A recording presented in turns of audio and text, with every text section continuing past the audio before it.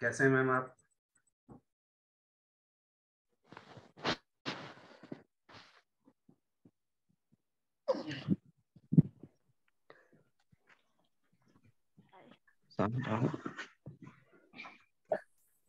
Good evening sir. Good evening Radhe ji. Radhe. Radhe Radhe Radhe Radhe. Sir, Radhe Radhe. Radhe Radhe जी।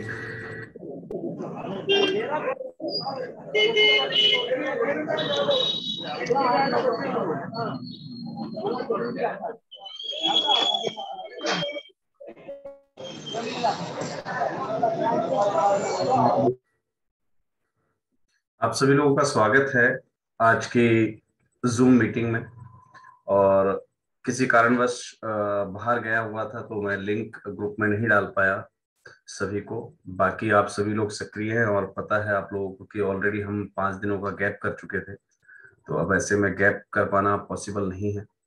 सो किसी भी हालत में ग्रुप में लिंक आए या ना आए, कोई इंटीमेशन आपको मिले अथवा ना मिले, लेकिन याद रखिएगा मीटिंग डेली कंटिन्यू होगी और किसी ना किसी परिवेश में मीटिंग जो है हमेशा स्टार्टअप में रहेगी। आज अगर हम विषय की बात करें तो सभी को पता है कि शनिवार का दिन जो होता है वो specially task of the week का रहता है। लेकिन इस सेशन में आगे बढ़ने से पहले मैं आप लोगों को बताना चाहूंगा, जो लोग नए जुड़े हैं, देर से जुड़ पाते हैं या मीटिंग अटेंड नहीं कर पा रहे हैं, उनको मैं एक बार बताना चाहूंगा कि हम इस वर्ष 1 जनवरी 2023 से लगातार फेसबुक की सीरीज को चलाते आ रहे हैं, जिसमें अभी तक हमने संस्था का रजिस्ट्रेशन किन एक्ट के तहत किया जाए, सोसाइटी, ट्रस्ट और सेक्शन 8 में क्या अंतर है और कौन सा बेटर रजिस्ट्रेशन रहता है, इन सब चीजों के बारे में जाना।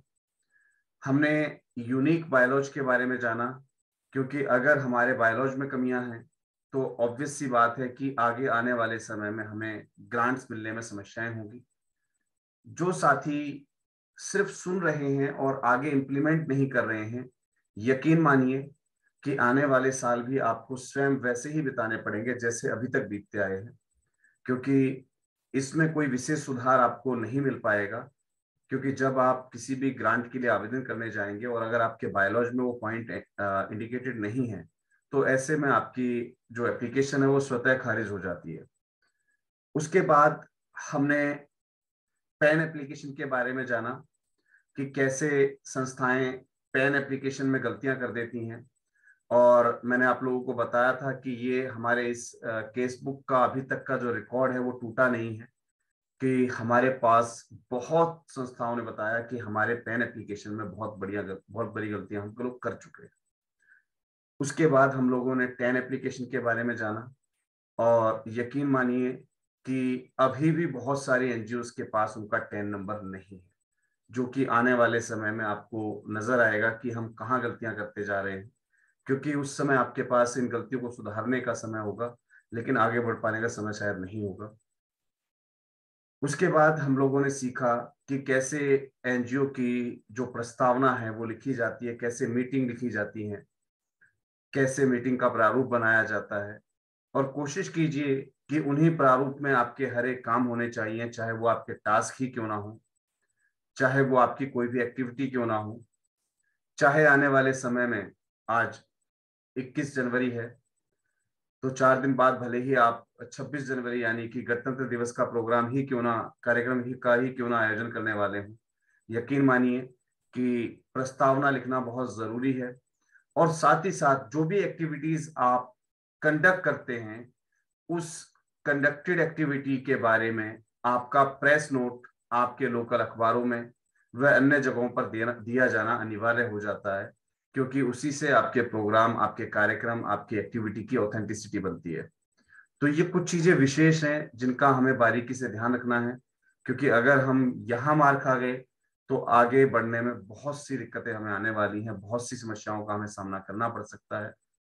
तो इन चीजों के बारे में हमें विशेष रूप से ध्यान रखना है। उसके बाद हमने जाना था कि कैसे हमें बैंक अकाउंट खुलवाने होते हैं, बैंक अकाउंट खुलवाते समय किन बारीकों का हमें याद रखना है, बैंक अकाउंट को हमें किस प्रकार बैलेंस मेंटेन करना होता है, किस प्रकार से हमें ट्रांजैक्शंस करनी है, किस प्रकार से हमें ट्रांजैक्शंस नहीं करनी है, ये सभी चीजें हमने वहां सीखी। और हमने इस बारे में भी जाना कि एक संस्था जब कार्यरत होती है, एक संस्था जब एक्टिवेट होती है, तो वो कितना अमाउंट कैश में कर सकती है और बाकी का कितना अमाउंट उसे जो है अपनी ऑनलाइन पेमेंट्स या चेक के माध्यम से करना होता है। ये सभी पॉइंट्स बहुत ज्यादा जरूरी हो जाते हैं अगर आपको आगे बढ़ना है और इस सीरीज के अंदर, इस फील्ड के अंदर, इस सेक्टर के अंदर अगर आपको सक्सेस पानी है, सफलता पानी है अगर, तो बहुत जरूरी हो जाता है इन सभी नॉर्म्स को फॉलो करना। जिन साथी भाइयों ने पहले वीक के अंदर बताए गए ये सभी नॉर्म्स नहीं सुन पाए हैं, नहीं देख पाए हैं, तो आप YouTube चैनल पर सभी वीडियोस को अपलोड कर दिया गया है। वहां जाकर आप सभी वीडियोस को वापस देख सकते हैं, सुन सकते हैं और अपनी गलतियों में सुधार अभी भी कर सकते हैं। समय अभी भी आपके पास है। आगे हमने सेकेंड वीक में जाना कि कार्यवाही रजिस्टर कैसे बनाए जाते हैं, कितने प्रकार के कार्यवाही रजिस्टर होते हैं और किस प्रकार से उनको मेंटेन करना चाहिए, याद रखिएगा। और यकीन मानिए कि जब भी आप किसी संस्था से, किसी कॉर्पोरेट एजेंसी से, किसी गवर्नमेंट सेक्टर से जब आप ग्रांट लेते हैं, तो ऐसे में आपके सभी कार्रवाई रजिस्टर, आपका लेखा जोखा, आपका अकाउंट, हर एक चीज चेक की जाती है। और छोटी छोटी दिक्कतों के ऊपर अधिकारी या तो घूस लेने का प्रयास करता है या आपकी फाइल को ही रिजेक्ट कर देता है। तो इस घूस तंत्र से अगर आपको बचना है, आपके प्रोजेक्ट, आपके ग्रांट, आपकी बिलिंग्स को रुकने से, अगर कैंसिल होने से अगर बचाना है, तो यकीन मानिए कि ये सभी कार्रवाई रजिस्टर आपके द्वारा मेंटेन किए जाने बहुत अनिवार्य हो जाते हैं। इसके बिना आप सक्सेसफुल नहीं हो पाएंगे। उसके बाद हमने सीखा कि कैसे हमें सोशल मीडिया अकाउंट्स बनाने होते हैं, किस प्रकार से उनको मेंटेन करना होता है। और ये बात भी किसी से अनभिज्ञ नहीं है कि आज का जो समय है वो डिजिटल मार्केटिंग का है। हालांकि समय बहुत कम था, तो हम डिजिटल मार्केटिंग के कुछ प्रारूप आपको हमने वहां सजेस्ट किए भी थे कि कैसे आप फेसबुक के माध्यम से अपनी मार्केटिंग कर सकते हैं, कैसे आप यूट्यूब के माध्यम से अपनी मार्केटिंग कर सकते हैं, कैसे आप इंस्टाग्राम के माध्यम से अपनी कार्यों की मार्केटिंग कर सकते हैं। तो ये सभी मार्केटिंग के जो तरीके हैं डिजिटल मार्केटिंग के, जब तक आप लोग ये नहीं अपनाते हैं, तो यकीन मानिए कि आप क्राउड फंड या पब्लिक फंड का फायदा नहीं उठा पाएंगे। और ये बात भी उतनी ही सत्य है कि no even an NGO can survive without crowd funding. आने वाले समय में कोई भी संस्था विदाउट क्राउड फंडिंग सर्वाइव नहीं कर पाएगी, बिना पब्लिक फंड के सर्वाइव नहीं कर पाएगी। तो यकीन मानिए आपका डिजिटलाइज होना बहुत ज्यादा जरूरी हो जाता है, बहुत ज्यादा उपयोगी हो जाता है।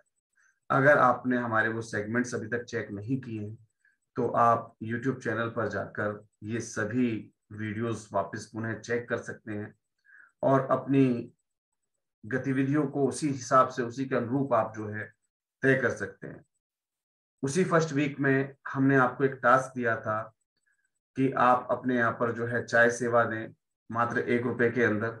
और जानकर आप लोगों को भी बहुत खुशी होगी, काफी सारी संस्थाओं ने उस टास्क को पूरा किया। कुछ संस्थाओं ने टास्क जरूर पूरा किया, लेकिन जो आपको कहा गया था कि आपको ₹1 अवश्य लेना उस सेवा के लिए, वो या तो आपने गोलमोल कर दिया। गोलमोल का मतलब कि आपके ही लोग थे, उनसे पैसा कलेक्ट करवा कर वहां दिखा दिया, जी इतना पैसा हमारे पास आया था। जेन्युइन रूप से जिस व्यक्ति को आपने चाय पिलाई है, जिस बच्चे को आपने चाय पिलाई है, जिस भी व्यक्ति विशेष की आपने सेवा की है उस चाय सेवा में, अगर आपने जेन्युइन रूप से उससे ₹1 लिया है, तो यकीन मानिए कि अब आप क्राउड फंडिंग या पब्लिक फंड लेने के लिए पहले पायदान पर आ चुके हैं। आप ये सब चीजें सीख चुके हैं और ये चीजें सिखाने के लिए ही आपको ये कंडीशंस दी जाती है। चाहे तो चाय जब आपको खर्चा ही करना है तो फ्री में पिलाई जा सकती है, लेकिन फ्री में पिलाने से ना तो आपको पब्लिक कैंपेन या पब्लिक फंडिंग के बारे में सीखने को मिलेगा और ना ही सामने वाले व्यक्ति का जो स्वाभिमान है वो बचा रहेगा। तो ये दोनों चीजों के वर्चस्व को कायम रखने के लिए आपसे कहा गया था कि आप जो भी सर्विस दें उसमें चाहे एक मामूली ही शुल्क क्यों ना हो, वो अवश्य रखें। उससे आपको सहायता मिलेगी पब्लिक कैंपेन करने की, पब्लिक फंड जनरेट करने की या क्राउड फंडिंग जनरेट करने की।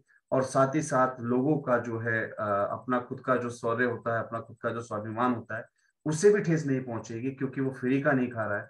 वो भले ही 1 रुपए में सेवा दे रहा हो, लेकिन 1 रुपए की सेवा आपको भुगतान करने के बाद आपसे सेवा ले रहा है, तो वो किसी भी प्रकार से आपका ऋणी नहीं हुआ। तो ये कुछ चीजें बहुत जरूरी थी, जिनको मेंटेन करना बहुत जरूरी था। कहीं ना कहीं इन सभी चीजों को फॉलो अप करना बहुत जरूरी था, क्योंकि जब आप इन सब चीजों को फॉलो अप करते हैं तो ही आप बहुत कुछ सीख पाएंगे और आने वाले समय में हमारे साथ कदम से कदम मिलाकर चल पाएंगे। आज हम सभी देख रहे हैं कि हमारे साथ लगभग लगभग अभी 40 पार्टिसिपेंट्स जुड़े हैं, जबकि अन्य सभी दिनों में हमारे साथ 60 और 65 प्लस पार्टिसिपेंट जुड़ते हैं। ये जो 20-25 लोग कम हो जाते हैं शनिवार के दिन, उसका कारण है कि उन्हें कुछ करना नहीं है। शनिवार का दिन है, उपस्थित रहेंगे तो ऑब्वियस सी बात है टास्क बताया जाएगा। टास्क हमने नहीं किया तो हम नजर में आ जाएंगे। आप यकीन मानिए, आप मेरे साथ धोखा नहीं कर रहे हैं, आप अपने साथ धोखा कर रहे हैं। क्योंकि मुझे तो यहाँ फेसबुक की मुझे जिम्मेवारी मिली हुई है सेगमेंट को चलाने की, आपको कुछ नए दिशा निर्देश देने की। पालन करना ना करना सब आपके हाथ में है। पालन करेंगे तो शायद आपको कुछ बेनिफिट होंगे, पालन नहीं करेंगे तो मेरा कुछ नहीं जाएगा साहब। मुझे एक जिम्मेवारी मिली हुई है खुद के ज्ञान को घिसने की, मुझे जिम्मेवारी मिली हुई है खुद की क्षमता को घिसने की, मुझे जिम्मेवारी मिली हुई है खुद की वोकेबलरी को घिसने की, मुझे जिम्मेवारी मिली हुई है कि जो मैंने जहां से भी अर्जित किया उस सभी को आप सभी के साथ साझा कर सकूं। और ज्ञान जब साझा होता है तो उतना ही बढ़ जाता है। तो यहाँ मेरा नुकसान नहीं है, यहाँ आप सभी लोगों का नुकसान है। अगर आप सोच रहे हैं कि हमने ये काम ऐसे करके दिखा दिया या हमने ऐसे करके दिखा देंगे तो यादव जी को लगेगा कि हाँ हमने टास्क पूरा किया हुआ, यकीन मानिए आप अपने साथ धोखा कर रहे हैं, मेरे साथ नहीं। तो स्वयं से धोखा जब तक करते आएंगे तब तक आप सफलता के कगार पे नहीं जा पाएंगे। ये एक बड़ी प्रैक्टिकल चीज है। इसी सेगमेंट में आगे हमने सीखा कि सोशल कैंपेनिंग कैसे करते हैं, कैसे सोशल कैंपेनिंग की जाती है। और डिजिटल मार्केटिंग के लिए हमने आपका एक सेगमेंट जो है अलग से अपॉइंट कर दिया है, जो कि आने वाले समय में आपको दिया जाएगा, आपको सिखाया जाएगा। और इस सेक्टर के यकीन मानिए कि जो धुरंधर हैं आज की लाइन में, आज के समय में, जो लोग डिजिटल मार्केट के अंदर अपने आप को जो है कर्मवीर योद्धा साबित कर चुके हैं, उन लोगों के साथ आपका वो सेगमेंट कंप्लीट करवाया जाएगा। लेकिन एक चीज विशेष जरूर रहेगी कि ये डिजिटल मार्केटिंग का जो कंसेप्ट रहेगा, ये सिर्फ और सिर्फ आपकी अटेंडेंस के हिसाब से आपको पर्सनली लिंक दिया जाएगा, तभी आप उस सेगमेंट को अटेंड कर सकेंगे। मैं एक बार फिर से आप अपनी बात रिपीट करता हूं कि आपकी अटेंडेंस के हिसाब से आपको पर्सनली उसका लिंक शेयर किया जाएगा और तब वो सेगमेंट अटेंड करवाया जाएगा। और आप सभी जानते हैं कि हमारे फेसबुक के अंदर संडे के दिन कोई भी वर्कशॉप ऑनलाइन नहीं रहती है, यानी कि कल भी कोई वर्कशॉप नहीं रहेगी।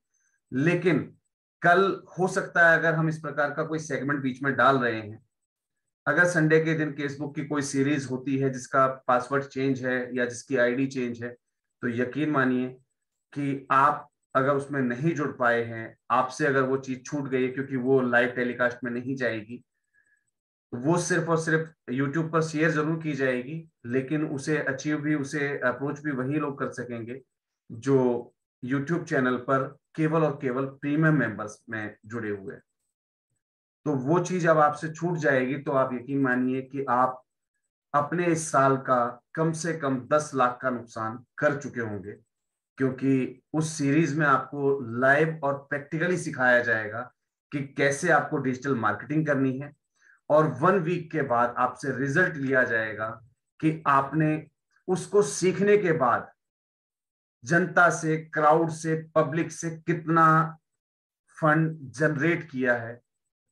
वो सारी चीज लाइव सिखाई भी जाएंगी, डेली डेमोन्स्ट्रेशंस दिए जाएंगे, डेली गाइडेंस दी जाएंगी। लेकिन तभी और सिर्फ उन्हीं लोगों तक वो चीज रहेगी जो हमारे साथ बराबर टास्क में एक्टिवेटेड है।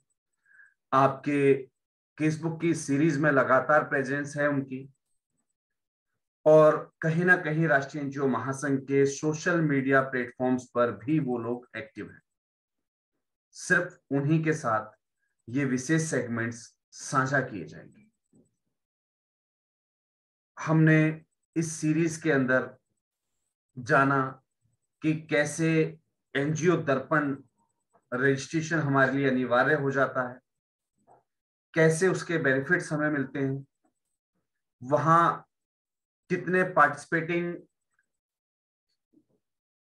जो है एजेंसीज रहती हैं या गवर्नमेंट एजेंसीज रहती हैं जिनके साथ हम फंड्स सर्च कर सकते हैं, कैसे डायरेक्ट 33+ मिनिस्ट्रीज होती हैं जहां से आप ग्रांट्स की जानकारियां ले सकते हैं और उनके लिए डायरेक्टली अप्लाई कर सकते हैं, सिर्फ और सिर्फ तभी जब आपके पास एनजीओ दर्पण आईडी है और वो सटीक रूप से बनाई गई है और समय समय पर आप उसमें अपने सुधार करते आ रहे हैं।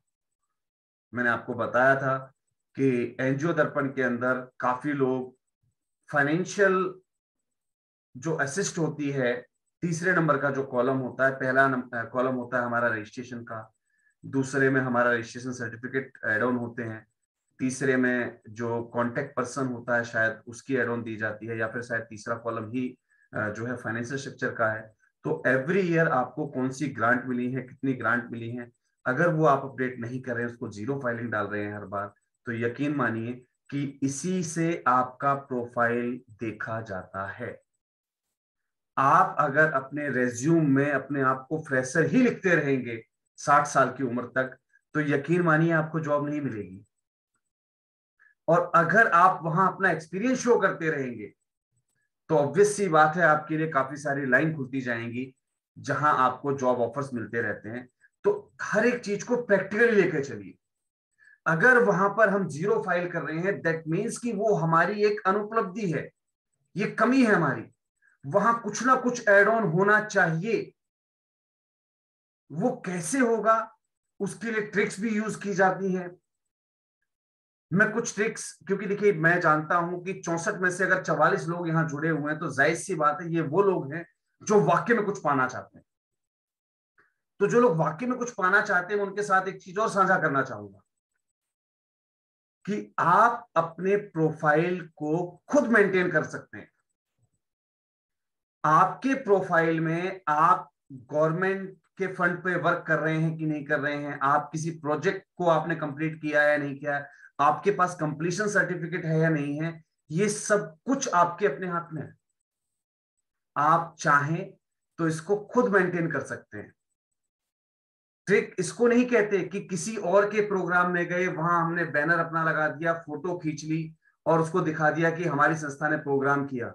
नहीं, ट्रिक इसको कहते हैं कि अगर हमारी कोई साथी संस्था किसी बेहतरीन प्रोजेक्ट पर काम कर रही है, चाहे उससे छोटा सा पार्ट आप उसका ले लीजिए किसी भी कंडीशन में, और उसको आप कंप्लीट करके उस संस्था को सबमिट कर दीजिए और उससे आप एक कंप्लीशन सर्टिफिकेट ले लीजिए।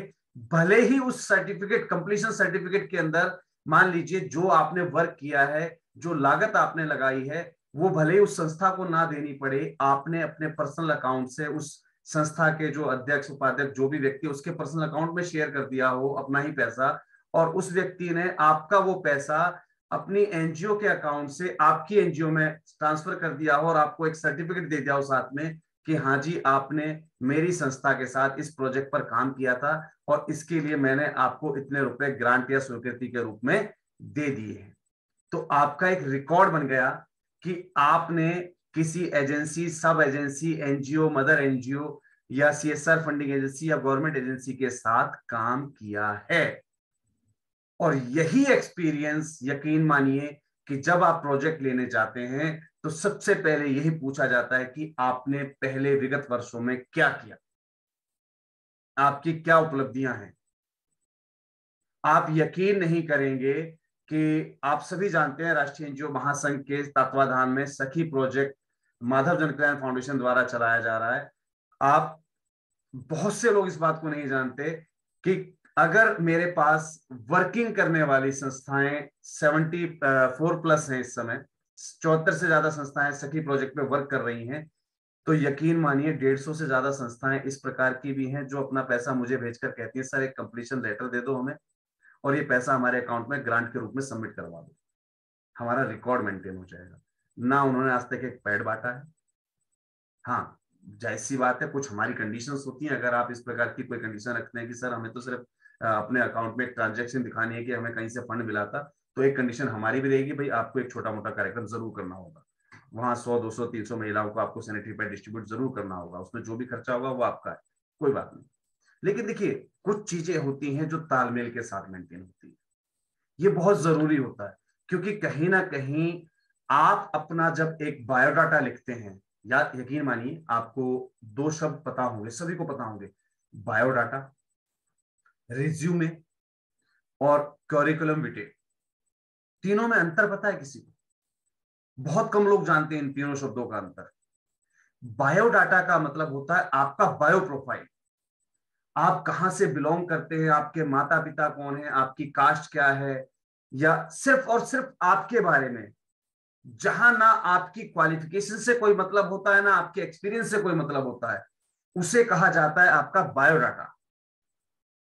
जब उस बायोडाटा में आप अपने एक्सपीरियंस के सिर्फ एक कॉलम को जोड़ देते हैं, चाहे वहां पर आप नील लिख दें, जहां आपने एक्सपीरियंस लिखकर और उसके आगे नील लिख दिया, वो बन गया आपका रिज्यूमे, क्योंकि वो फ्रेशर्स के लिए होता है, वहां पर आपका एक्सपीरियंस मेंशन नहीं होता। जिसका कोई एक्सपीरियंस नहीं होता वो हमेशा अपना रिज्यूमे लेकर जाता है, और जो अपना सीवी लेके जाते हैं, करिकुलम विटे लेकर जाते हैं, यकीन मानिए उनके एक्सपीरियंस का जो कॉलम होता है उसमें 3 से 4 कॉलम जरूर मिलते हैं कि उन्होंने फला फला फला जगह फला फला पोस्ट पर फला फला फील्ड में काम किया हुआ है।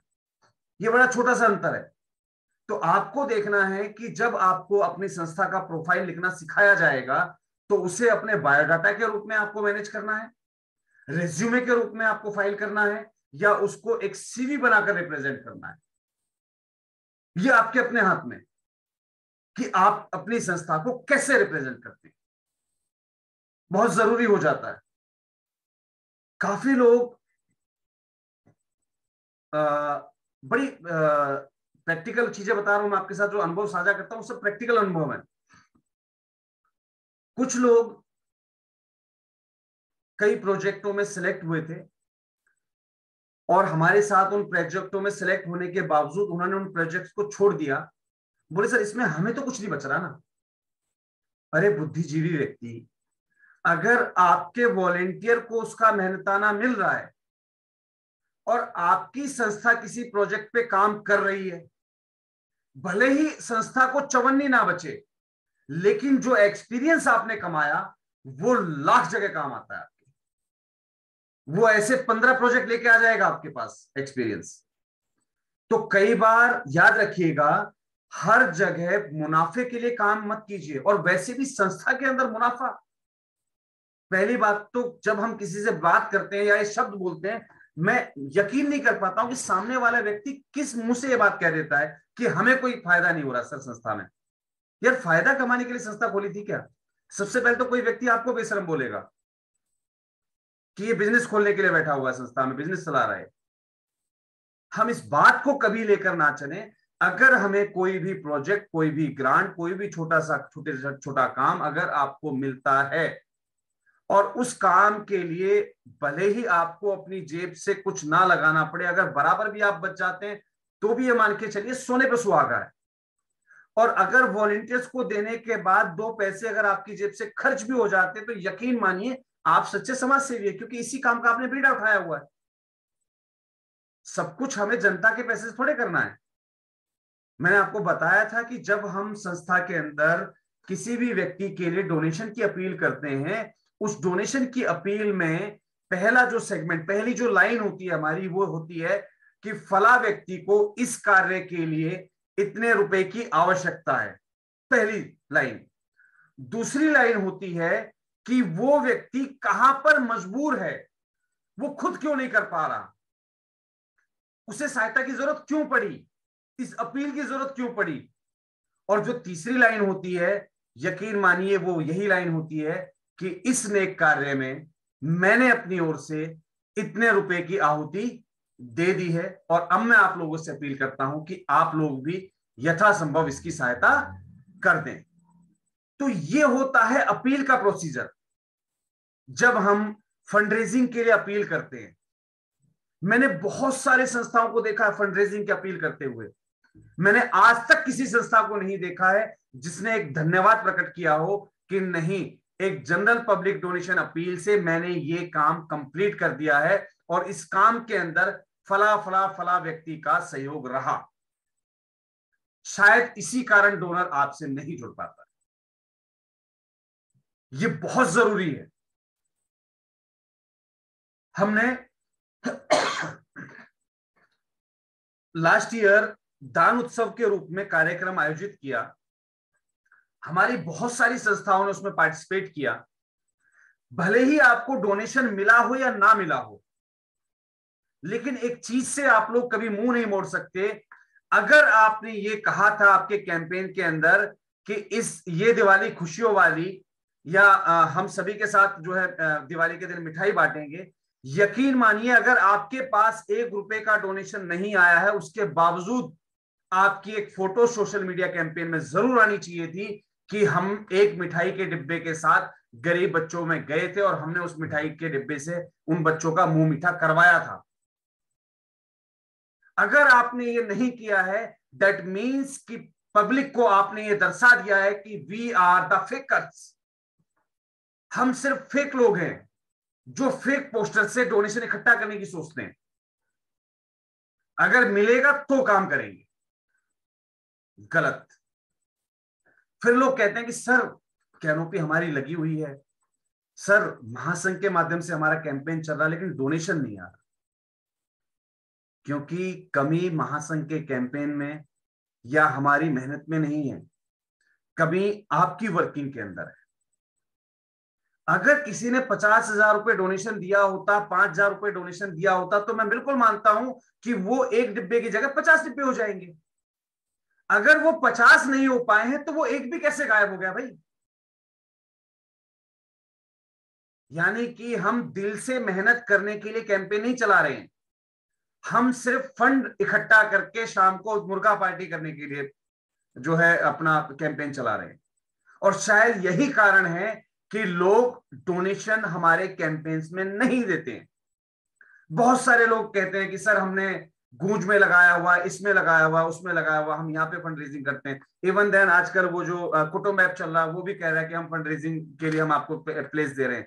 आप यकीन मानिए कि इन सभी साइट्स पर आप अगर अपना पब्लिक कैंपेन लगा रहे हैं, पहली बात तो 90%, 80 to 90% आपकी हरकतों की वजह से डोनेशन आएगा नहीं, पहली चीज, टू बी फ्रैंक और टू बी प्रैक्टिकल। और 10% अगर किसी का आपको फंड रेजिंग का इवेंट दिख भी रहा है कि हाँ इसके में इतना आ गया था, तो यकीन मानिए वो उसका नहीं आया है।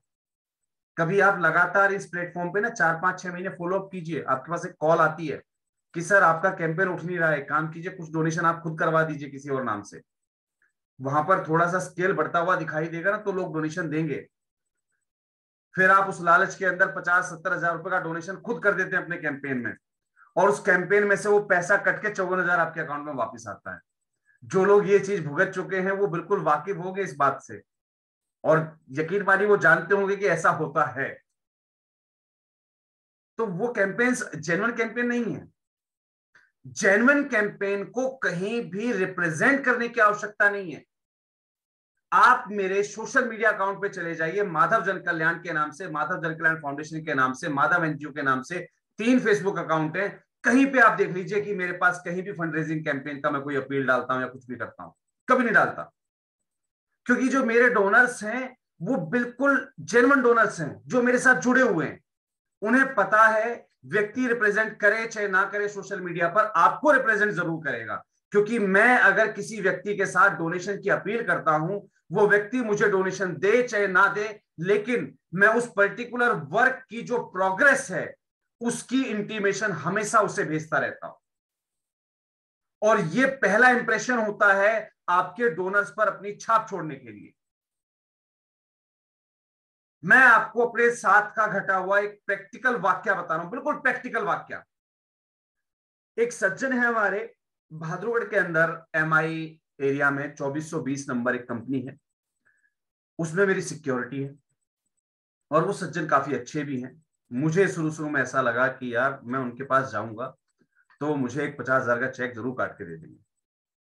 तो मैं उनके पास चला गया अपने एक सोशल एक्टिविटी को लेकर। मैंने उनसे कहा सर कुछ हेल्प कीजिए। तो ऑब्वियस सी चीज है, काफी लोग जो है ना कई जगह जुड़े होते हैं। सर मैं तो गुरुद्वारे में हमेशा देता रहता हूँ, तो हमारा तो लगा बंधा काम है। कुछ लोगों ने मुझे कहा सर हम तो गौशाला में देके आते हैं, हम तो पर्ची कटवाते रहते हैं। सर कोई बात नहीं, समाज सेवा आपने कहीं की हो, चाहे गुरुद्वारे में की हो चाहे गौशाला में की हो, बहुत बहुत धन्यवाद आपका। और भगवान ऐसा दिल सबको दे। दुआएं आशीष तब भी देनी चाहिए, उसका धन्यवाद तब भी व्यक्त करना चाहिए, भले ही उसने मेरी संस्था को डोनेशन ना दिया हो, किसी संस्था को तो दिया है। तो कभी भी उससे हताश मत होइए और उसके सामने ऐसा चेहरा मत बना के लेके जाइए जैसे आपकी मैया मर गई हो, डोनेशन नहीं मिला तो मुंह लटका के आ गए। कभी नहीं। एक खुश दिल से, एक खुश चेहरे से, एक चेहरे पर सच्ची मुस्कान के साथ उसका स्वागत कीजिए, उसका वेलकम कीजिए। सर आप जैसे लोगों की आवश्यकता है समाज को। मेरा वही प्रोसीजर मैंने फॉलो अप किया, उनको बहुत बहुत धन्यवाद दिया दिल से। और अगले कार्यक्रम में अगली बार उनको इनवाइट किया और जैसा उन्होंने मुझे बताया था कि मैं फला गुरुद्वारे में दान करके आता हूं, यकीन मानिए मैंने उस व्यक्ति का उन्हीं शब्दों के साथ वहां सत्कार किया कि ये हमारे एक बहुत अच्छे दानी सज्जन हैं जो अपने किसी जो है पर्टिकुलर गुरुद्वारे में हर महीने या हर साल इतने रुपए का डोनेशन देकर आते हैं। वो व्यक्ति आप यकीन मानिए खड़े खड़े इतना लज्जित हो गया था। सम्मान तो उसने लिया, चेहरे पर मुस्कान हमेशा थी, लेकिन अगले दिन स्पेशली मुझे कॉल किया, मुझे बुलाया और कहा यादव जी वो आप उस दिन किसी काम के लिए आए थे, कुछ लेते जाओ। 21,000 का भले ही चेक बना के दिया हो, लेकिन दिया उसने। और मेरी आदत है, देखिए किसी का भी आप अपमान ना करें, चाहे वो डोनर 1 रुपए वाला हो चाहे 1,00,000 रुपए वाला हो, सम्मान सबका बराबर रखिए। इन लोगों को कभी भी रिप्रेजेंट करना मत भूलिए, बहुत जरूरी होता है। जब उस व्यक्ति ने वो सम्मान मुझे दिया, वो सहयोग राशि मुझे दी, मैंने अगले प्रोग्राम में उनकी कंपनी का नाम और उनकी फोटो बकायदा लगाकर उनके हाथ से काम करवाया। उनके बच्चे को, हालांकि वो नहीं आ पाए थे, उनका बेटा आया था, उनके बेटे के हाथों वो सारा काम मैंने कंप्लीट करवाया। चाहे 10 मिनट के लिए सही, उनको बुलाइए, उनका सम्मान कीजिए। आज वो सज्जन मेरे साथ जुड़े हुए हैं और आप यकीन नहीं करेंगे, हर छठे महीने मुझे कॉल करते हैं। 51,000, 1,00,000, 1,21,000, 21,000, जैसा उनका सामर्थ्य होता है उतने का चेक देकर और भेज देते हैं। तो ये होती है आपकी क्लाइंट डीलिंग। अगर हम बिजनेस सेक्टर की बात करें तो क्लाइंट डीलिंग शब्द अच्छा है। अगर हम बात कर रहे हैं एनजीओ की, ये होता है डोनर मैनेजमेंट। बिजनेस सेक्टर में से कहा जाता है क्लाइंट डीलिंग, लेकिन एनजीओ सेक्टर में से कहा जाता है डोनर मैनेजमेंट। कि आपका कोई भी डोनर आपका एक पर्टिकुलर डोनर हो सकता है, आपका कोई भी डोनर आपका मेजर डोनर हो सकता है। हम कई बार छोटे से व्यक्ति को बहुत छोटा आंक लेते हैं। बहुत से लोगों को पता होगा, मेरे यहाँ एक क्राउड फंडिंग सॉफ्टवेयर जो मैं ऑपरेट करता हूं, उसमें जो डोनेशन का अमाउंट है वो मात्र 365 रुपए है। यानी कि कोई भी व्यक्ति मेरी संस्था में मात्र 1 रुपया प्रतिदिन के डोनेशन के साथ हमारा डोनर मेंबर बन जाता है। एक बार मेरे पास एक रिक्शे वाला आया, उस रिक्शे वाले ने कहा सर मुझे भी संस्था से जुड़ना है। मैं कहा भाई दिन में क्या कमाते हो आप? क्योंकि ऑब्वियस सी चीज है, जिस व्यक्ति का पेट भरा हो और अपनी सेविंग निकालने के बाद भी अगर 1 रुपया बच रहा है तो वो डोनेशन देने के लायक है बिल्कुल। उसने मुझे बताया सर मैं डेली के जो है 150 रुपए, 200 रुपए, 300 रुपए कुछ भी कमा लेता हूं। मैं कि भाई आप यहाँ जुड़ना क्यों चाहते हो, क्या बेनिफिट देख के आए हो आप? बोले सर जुड़ना कुछ नहीं, चाहे 10 रुपए से अपने मन से दूंगा, ये सोच के आया वो। मैंने उनको जब संस्था के प्रोफाइल के बारे में बताया तो उसने सर कोई बात नहीं, ऐसे ही मैं 10 रुपए देके जाता, कोई नहीं मैं 365 रुपए देके जाऊंगा। चौथे दिन वो व्यक्ति जब मेरे पास आता है 365 रुपए लेके, तब तक क्योंकि उस व्यक्ति के मुझे 3-4 बार फोन आए थे, सर माफी चाहूंगा मैं आज नहीं आ पाया, आज 150 रुपए इकट्ठे हुए हैं, सर माफी चाहूंगा मैं आज नहीं आ पाऊंगा, आज 200 रुपए इकट्ठे हुए थे, उसमें से मैं इतने का राशन ले आया हूँ, अब 150 रुपए मैं जमा कर चुका हूँ। तो वो व्यक्ति जब मुझे लगातार 4 दिनों से फोन करता रह गया तो मुझे लगा यार उसके अंदर कुछ ना कुछ तो है, दिमाग में कुछ क्लिक हुआ। क्लिक होने के बाद जैसे ही वो व्यक्ति चौथे दिन मेरे पास आता है तो मेरे दिमाग में से एक नया प्लान निकल के आता है। मैं उसके रिक्शा के ऊपर एक पोस्टर चिपकवा देता हूं कि इस रिक्शा के अंदर गर्भवती महिला या विकलांग व्यक्ति का किराया नहीं लगेगा। और मैंने उस व्यक्ति को कहा कि तू जितनी सवारी छोड़ा करे इससे, उतना किराया तुम मुझसे भाई अपने हर महीने ले जाया करना। ये मैंने आपको एक नया विकल्प दे दिया, अपनी संस्था के साथ जुड़ने का एक फायदा दे दिया। व्यक्ति बड़ा खुश हुआ और खुशी का आलम यह कि चौथे या पांचवें दिन आके मुझे बताता है कि सर कल तक मैं 10 सवारियां छोड़ता था दिन भर में, आज मेरे पास 20 सवारियां आती हैं, सिर्फ और सिर्फ इस वजह से कि वो पोस्टर पढ़ते हैं लोग कि यार तू तो अच्छा काम करता है भाई। पहले लोग मुझसे बहस करते थे, 30 रुपए किराया कब से हो गया, 20 रुपए ही लगते हैं। अब बहस नहीं करते, अगर मैं 30 रुपए किराया मांगता हूं तो 10 रुपए एक्स्ट्रा देके जाते हैं कि ले भाई तू अच्छा काम कर रहा है, किसी और मुसाफिर के काम आएगा जिनकी तू हेल्प कर रहा है। और अचानक आप यकीन नहीं करेंगे, ये वाक्या आज भी जब मैं कहता हूं तो मेरे दिल को छू जाता है। वो व्यक्ति अचानक मेरे ऑफिस में आता है, ऑफिस में आने के बाद मेरे हाथ में 21,000 रुपए रख के कहता है कि सर ये आपके पैसे। मैंने कहा भाई ये मेरे पैसे क्यों और कहां से, किसने दिए? बोले सर मैंने एक पैसेंजर को छोड़ा था, महिला गर्भवती थी, तो अचानक उन्हें कोई सवारी नहीं मिल रही थी, मैंने अपनी सेवा दी उनको, अस्पताल तुरंत उतारा। तो कंडीशन कुछ ऐसी होती है इमरजेंसी की, व्यक्ति कहता है भाई रुक जा मैं बाद में आके देखता हूँ, पहले पेशेंट को देखूं। तो वो जो उनके साथ सज्जन थे वो उनको इमीडिएटली जो है इमरजेंसी में लेकर गए, मुझसे बोल के गए भाई रुक। मैं हालांकि उन्हें बोल रहा था कि सर मैं किराया नहीं लूंगा, मेरी संस्था से ऐसे बात है, लेकिन मैं उनको बोल पाता इससे पहले वो व्यक्ति अंदर चले गए थे। और उन्होंने मुझे बताया, जैसा उस रिक्शे वाले ने मुझे बताया, सर 15 या 20 मिनट बाद मैं वहां सवारी के इंतजार में खड़ा था, वो व्यक्ति मुझे ढूंढता हुआ आया, मुझे बताया कि भाई तू टाइम से ले आया मेरी घरवाली को, मेरे यहाँ बेटा हुआ है। तो वो किराया जब मुझे देने लगा तो मैंने उसको मना कर दिया कि साहब मैंने वहां आपका वेट इसलिए नहीं किया क्योंकि मैं गर्भवती महिलाओं से किराया नहीं लेता हूँ, मेरी संस्था से जुड़ा हुआ हूँ मैं एक। तो उस व्यक्ति ने खुश होकर 21,000 रुपए दिए हैं और ये कहा कि जिस संस्था से जुड़ा है ना उनको ले जाकर दे दियो कि वो अच्छा काम कर रहे हैं। मैंने उस रिक्शे वाले से कहा था कि भैया ये 21,000 मेरा नहीं है, ये तेरे साफ दिल का इनाम है, ये तू रख।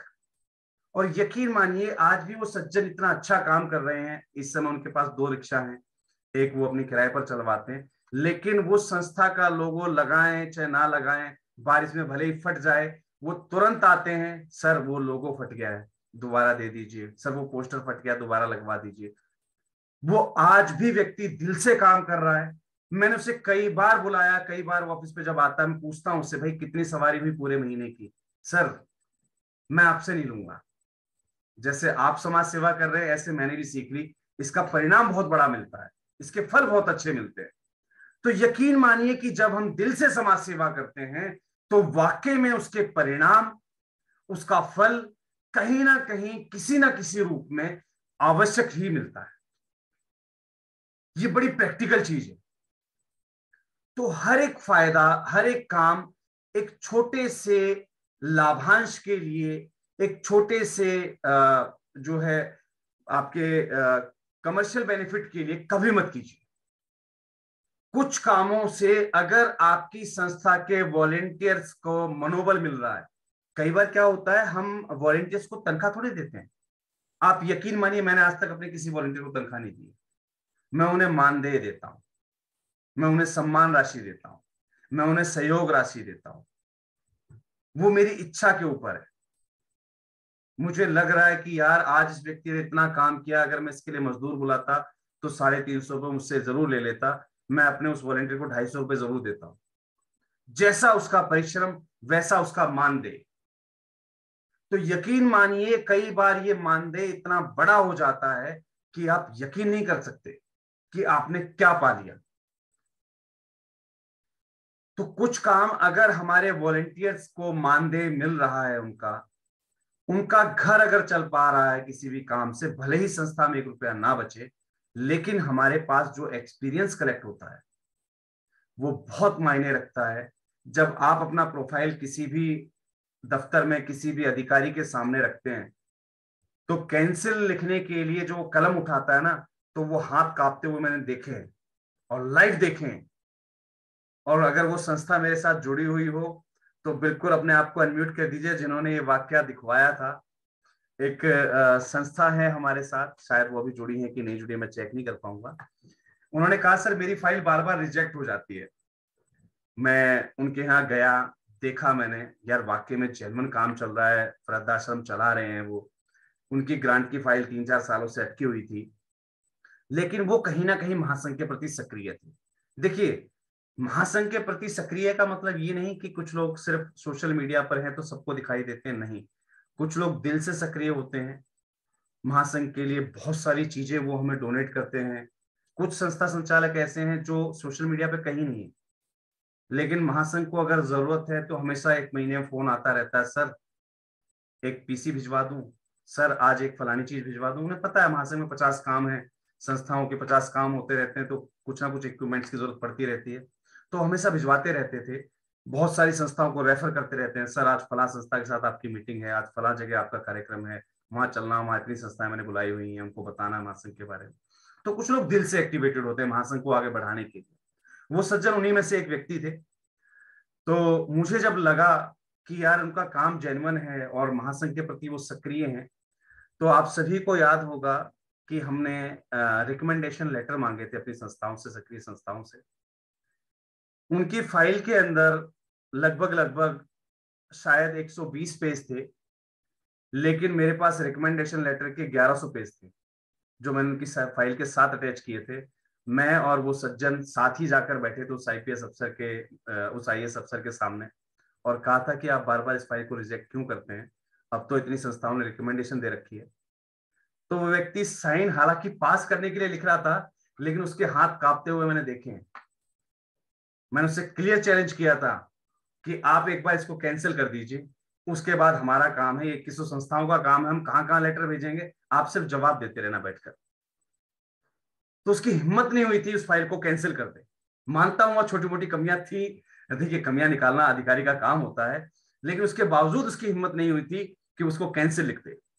उसे पता है कि अगर एक एक संस्था ने एक एक जगह कंप्लेंट डाल दी उसके बड़े अधिकारी के पास, तो उसकी जवाब देते में जिंदगी निकल जाएगी और नौकरी जाएगी, वो सरप्लस है।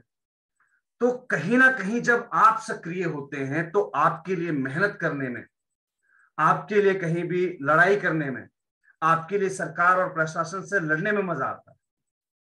माननीय हमारे अगर शिशिर विश्वकर्मा जी जुड़े हुए हों, मध्य प्रदेश अध्यक्ष जी, तो एक बार हैंड रेज कीजिएगा सर। सर ने भी काफी जगह कॉपरेट किया। हमारी एक संस्थान है नागपुर में शायद, जिनका छिंदवाड़ा के अंदर जो वृद्धाश्रम चला रहे हैं, उनके यहाँ भी एक अधिकारी जो है नौटंकी कर रहा था, वेरिफिकेशन के लिए नहीं आ रहा था। अगर वो सज्जन यहाँ मौजूद हैं तो अपने आप को अनम्यूट कीजिएगा सर, अपना एक्सपीरियंस जरूर शेयर कीजिएगा।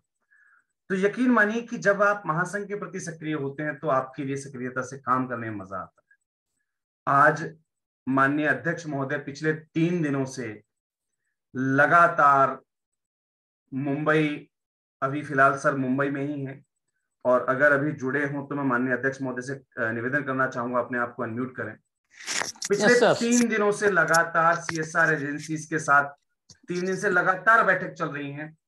हर घंटे का अपडेट मेरे पास आ रहा है बराबर कि यहाँ पर ये कमी, यहाँ पर ये दिक्कत, या यहाँ पर ये चीज बन गई है, यहाँ पर यहाँ तक की संभावनाएं बनी हुई हैं।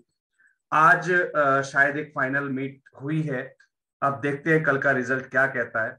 तो किसके लिए है सर वहां पर?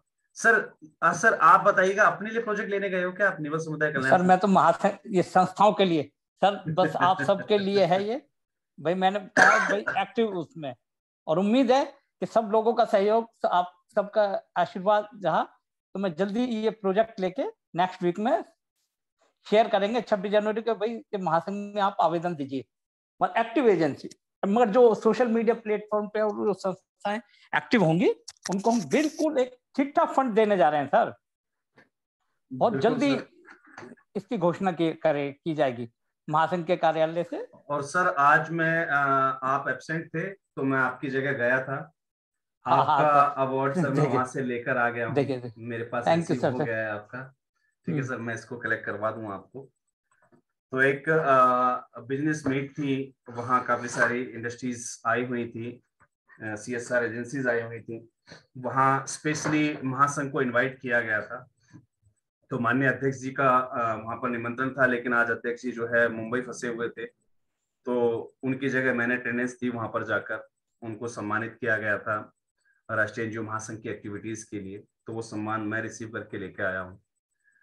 तो ये सब चीजें सिर्फ और सिर्फ इसीलिए की जा रही हैं कि आप लोगों को आगे बढ़ाया जा सके, आप लोगों के कदम से कदम मिलाकर आपके साथ चलते हुए आप लोगों को एक बेहतरीन प्लेटफॉर्म पर लेकर आया जाए, जहां कहीं भी कभी भी आपको कोई मात ना दे सके।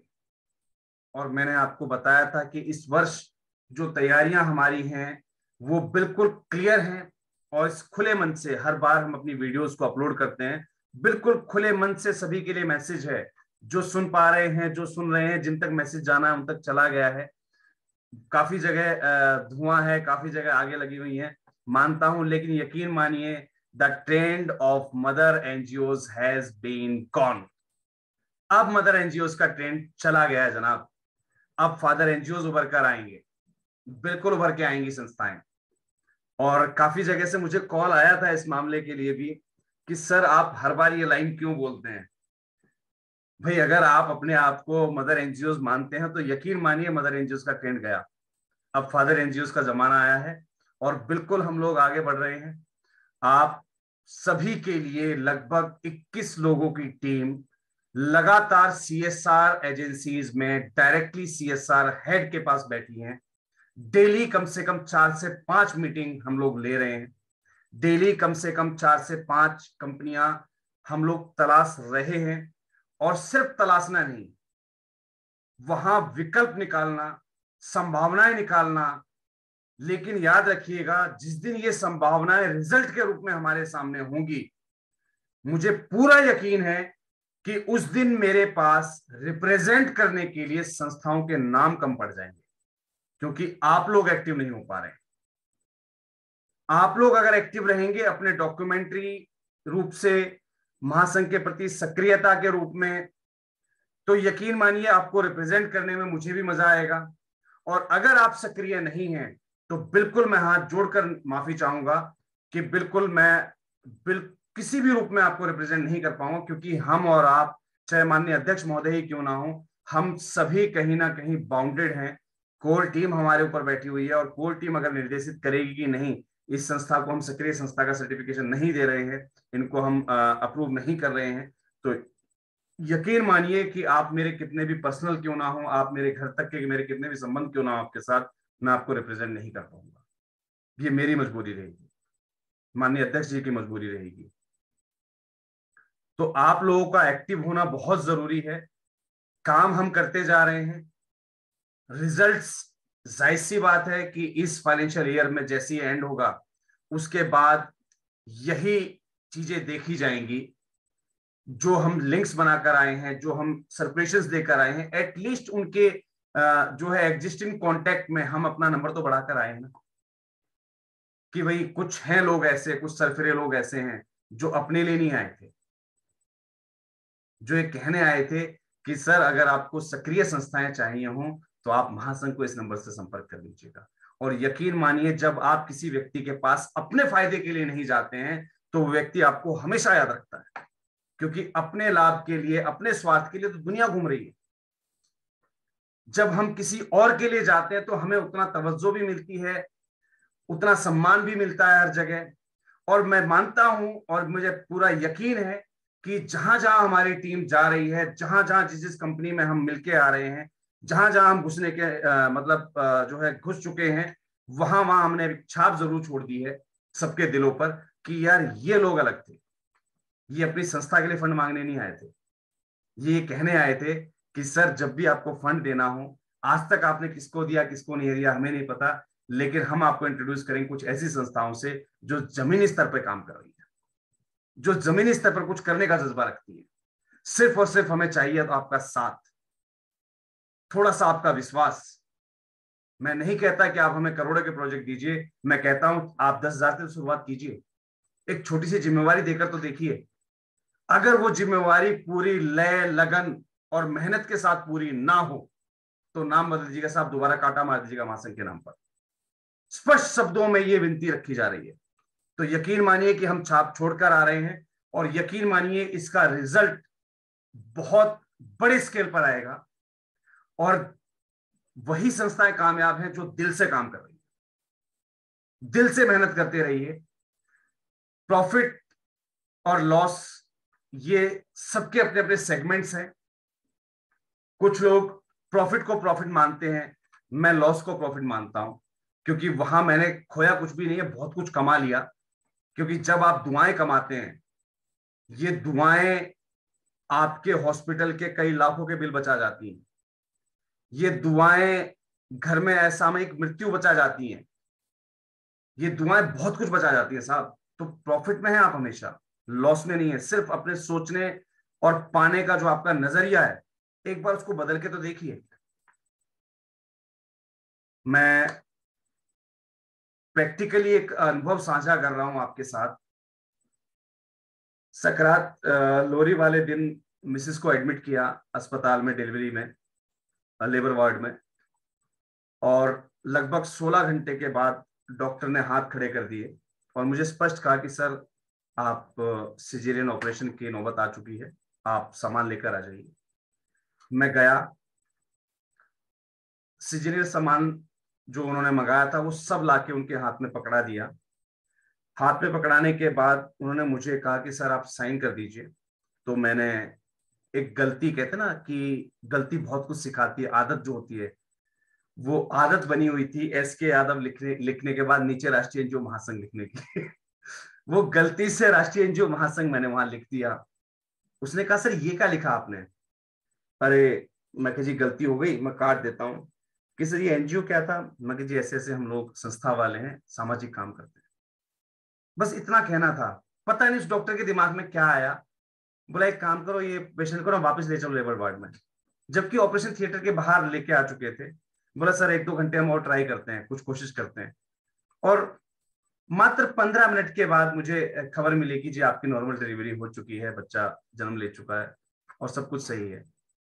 तो यकीन मानिए कहीं ना कहीं ये जो सोशल वर्क है, हमारी जो सामाजिक काम है, कहीं ना कहीं किसी ना किसी रूप में आड़े आ ही जाते हैं। आप बताइए चाहे मत बताइए, वो परमात्मा बैठा है बताने के लिए, वो परमात्मा बैठा है मिलाने के लिए।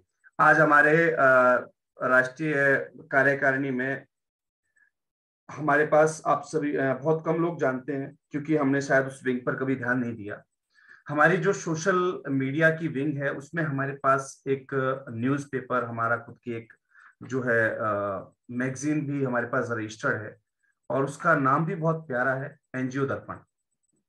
एनजीओ दर्पण के नाम से राष्ट्रीय एनजीओ महासंघ के पास अपना खुद का एक अखबार है जो प्रकाशित होता है पाक्षिक रूप से, यानी कि 15 दिनों के अंदर, और पत्रिका भी प्रकाशित होती है हर महीने।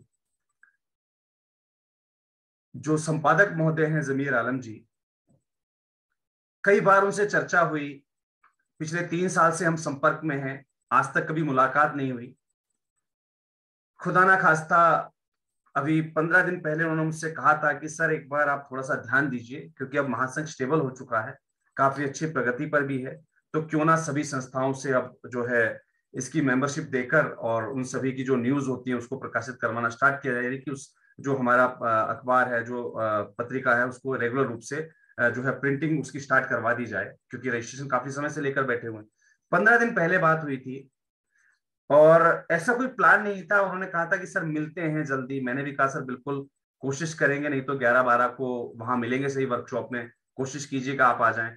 कई बार कार्यक्रम हुए, अभी 26-27 नवंबर को था, लेकिन वो कहीं और व्यस्त थे, नहीं आ पाए उस कार्यक्रम में। मुझे यकीन था 11-12 को भी वो नहीं आ पाएंगे, लेकिन यकीन मानिए आज मैं जिस बिजनेस एक्सपो में गया था, वहां अचानक उनसे मुलाकात हो गई और उन्होंने मुझे तुरंत पहचान लिया। यादव जी यहाँ कैसे? मैं शायद काफी देर बाद पहचान पाया, क्योंकि मैं लाइव जुड़ता रहता हूँ, तो उन्होंने मुझे तुरंत पहचान लिया। मैं उनसे फिजिकली कभी, उनकी फोटो मैंने वैसे देखी थी, लेकिन फोटो में व्यक्ति का चेहरा और फिजिकली व्यक्ति के चेहरे में अंतर थोड़ा सा हो ही जाता है, तो मैं उनको थोड़ी देर बाद पहचान पाया, उसके लिए मैं क्षमा याचना करता हूँ। लेकिन जब परिचय हुआ तो वापस पता लगा, बोले सर यहाँ कैसे? मगर जी अध्यक्ष महोदय की जो है हाजिरी लगाने आया हुआ था यहाँ पर। तो उसी दौरान मुलाकात हुई, कुछ आगे की चीजों पर चर्चाएं हुई और बहुत ही जल्दी उस क्रम में भी काम शुरू किए जाएंगे। यानी कि हमारी संस्थाएं क्या कर रही हैं, क्या नहीं कर रही हैं, उसको देश भर में कैसे प्रकाशित करना। बहुत सारी समस्याएं होती हैं काफी जगह आजकल। वो जिन्हें हम कहते हैं मुख्य धारा के जो पत्रकार होते हैं, या आजकल जो सोशल मीडिया के जो पत्रकार हैं हमारे, वो कहीं ना कहीं अपने दो पैसे के लालच में संस्थाओं की खबर नहीं लगाते हैं।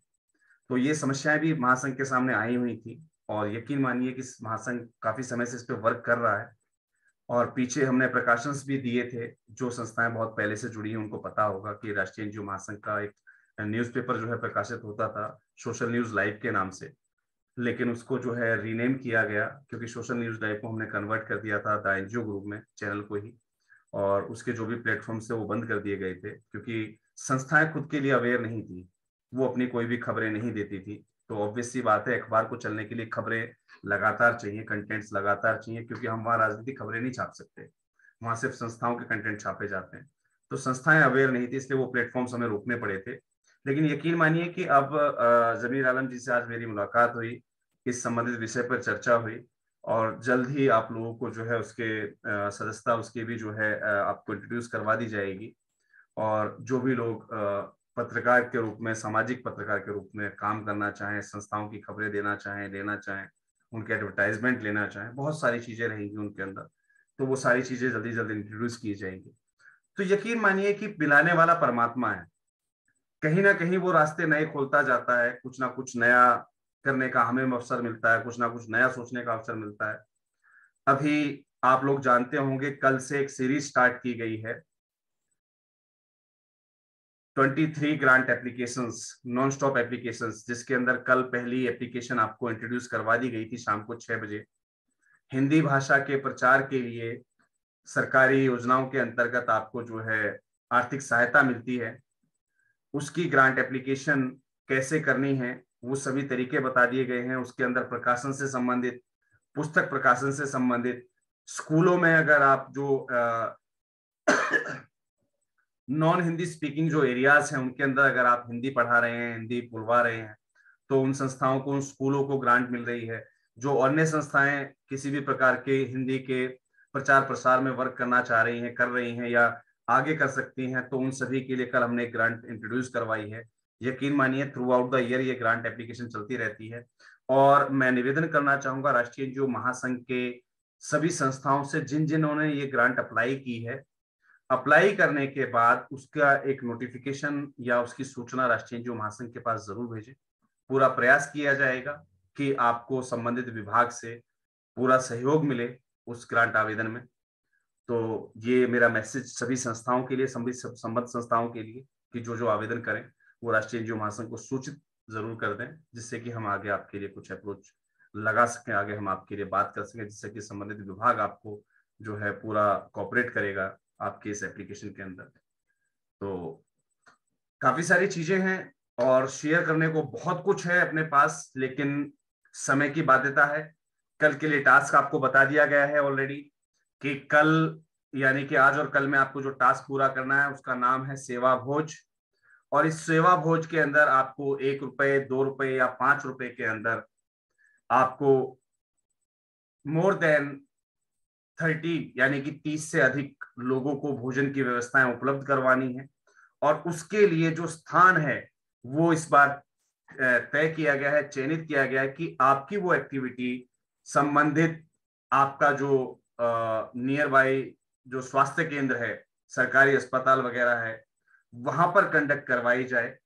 और याद रखिएगा कि जो भी संस्थाएं ये एक्टिविटीज या टास्क कंप्लीट कर रही हैं, वो अपनी एक सर्कुलर वीडियो बनाना मत भूला कीजिए, यानी कि 360 डिग्री में अपना एक वीडियो जरूर बनाइए, जिससे आपकी लोकेशन, आपकी पोजीशन पता लग जाए। ये बहुत जरूरी होता है, छोटी छोटी वीडियोस बनाना बहुत जरूरी है। और इन वीडियोस को कैसे मर्ज किया जाता है, कैसे इसमें इफेक्ट डाले जाते हैं, और कैसे इसे फंडरेजिंग के लिए पब्लिक कैंपेन में यूज किया जाता है, ये सब हम आने वाले जो हमारे सीरीज है, इस सीरीज में सिखाया जाएगा। अब बात करते हैं, हमने आपसे सलाह ली थी कि अगले वीक में हम क्या क्या कंटेंट्स लेकर चलें। तो अभी तक कुछ संस्थाओं के हमारे पास जवाब आए थे, कुछ के जवाब नहीं आए हैं। हम एमएसएमई तक कंप्लीट कर चुके हैं। नेक्स्ट वीक में हम यानी कि सोमवार से हम बात करेंगे 12वीं एप्लीकेशन, मंगलवार को एटीजी एप्लीकेशन,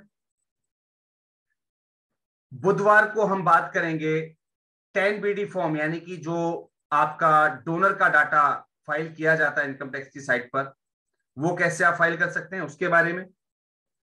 देन आफ्टर हम बात करेंगे आपकी ऑडिट के बारे में कि आपकी ऑडिट कैसी होनी चाहिए, उसमें किन किन चीजों का समावेश होना चाहिए और किस प्रकार से वो दिखनी चाहिए, ये बहुत जरूरी हो जाता है। देन आफ्टर हम बात करेंगे सर ISO सर्टिफिकेशन, एक जो है परचेजिंग वाली चीज होती है, आप खुद जनरेट नहीं कर सकते उसको। तो 12वे ATG, then after 10BD application हो गया आपका। फिर हम बात करेंगे सोशल कैंपेनिंग की, सोशल कैंपेनिंग आपको दी जाएगी।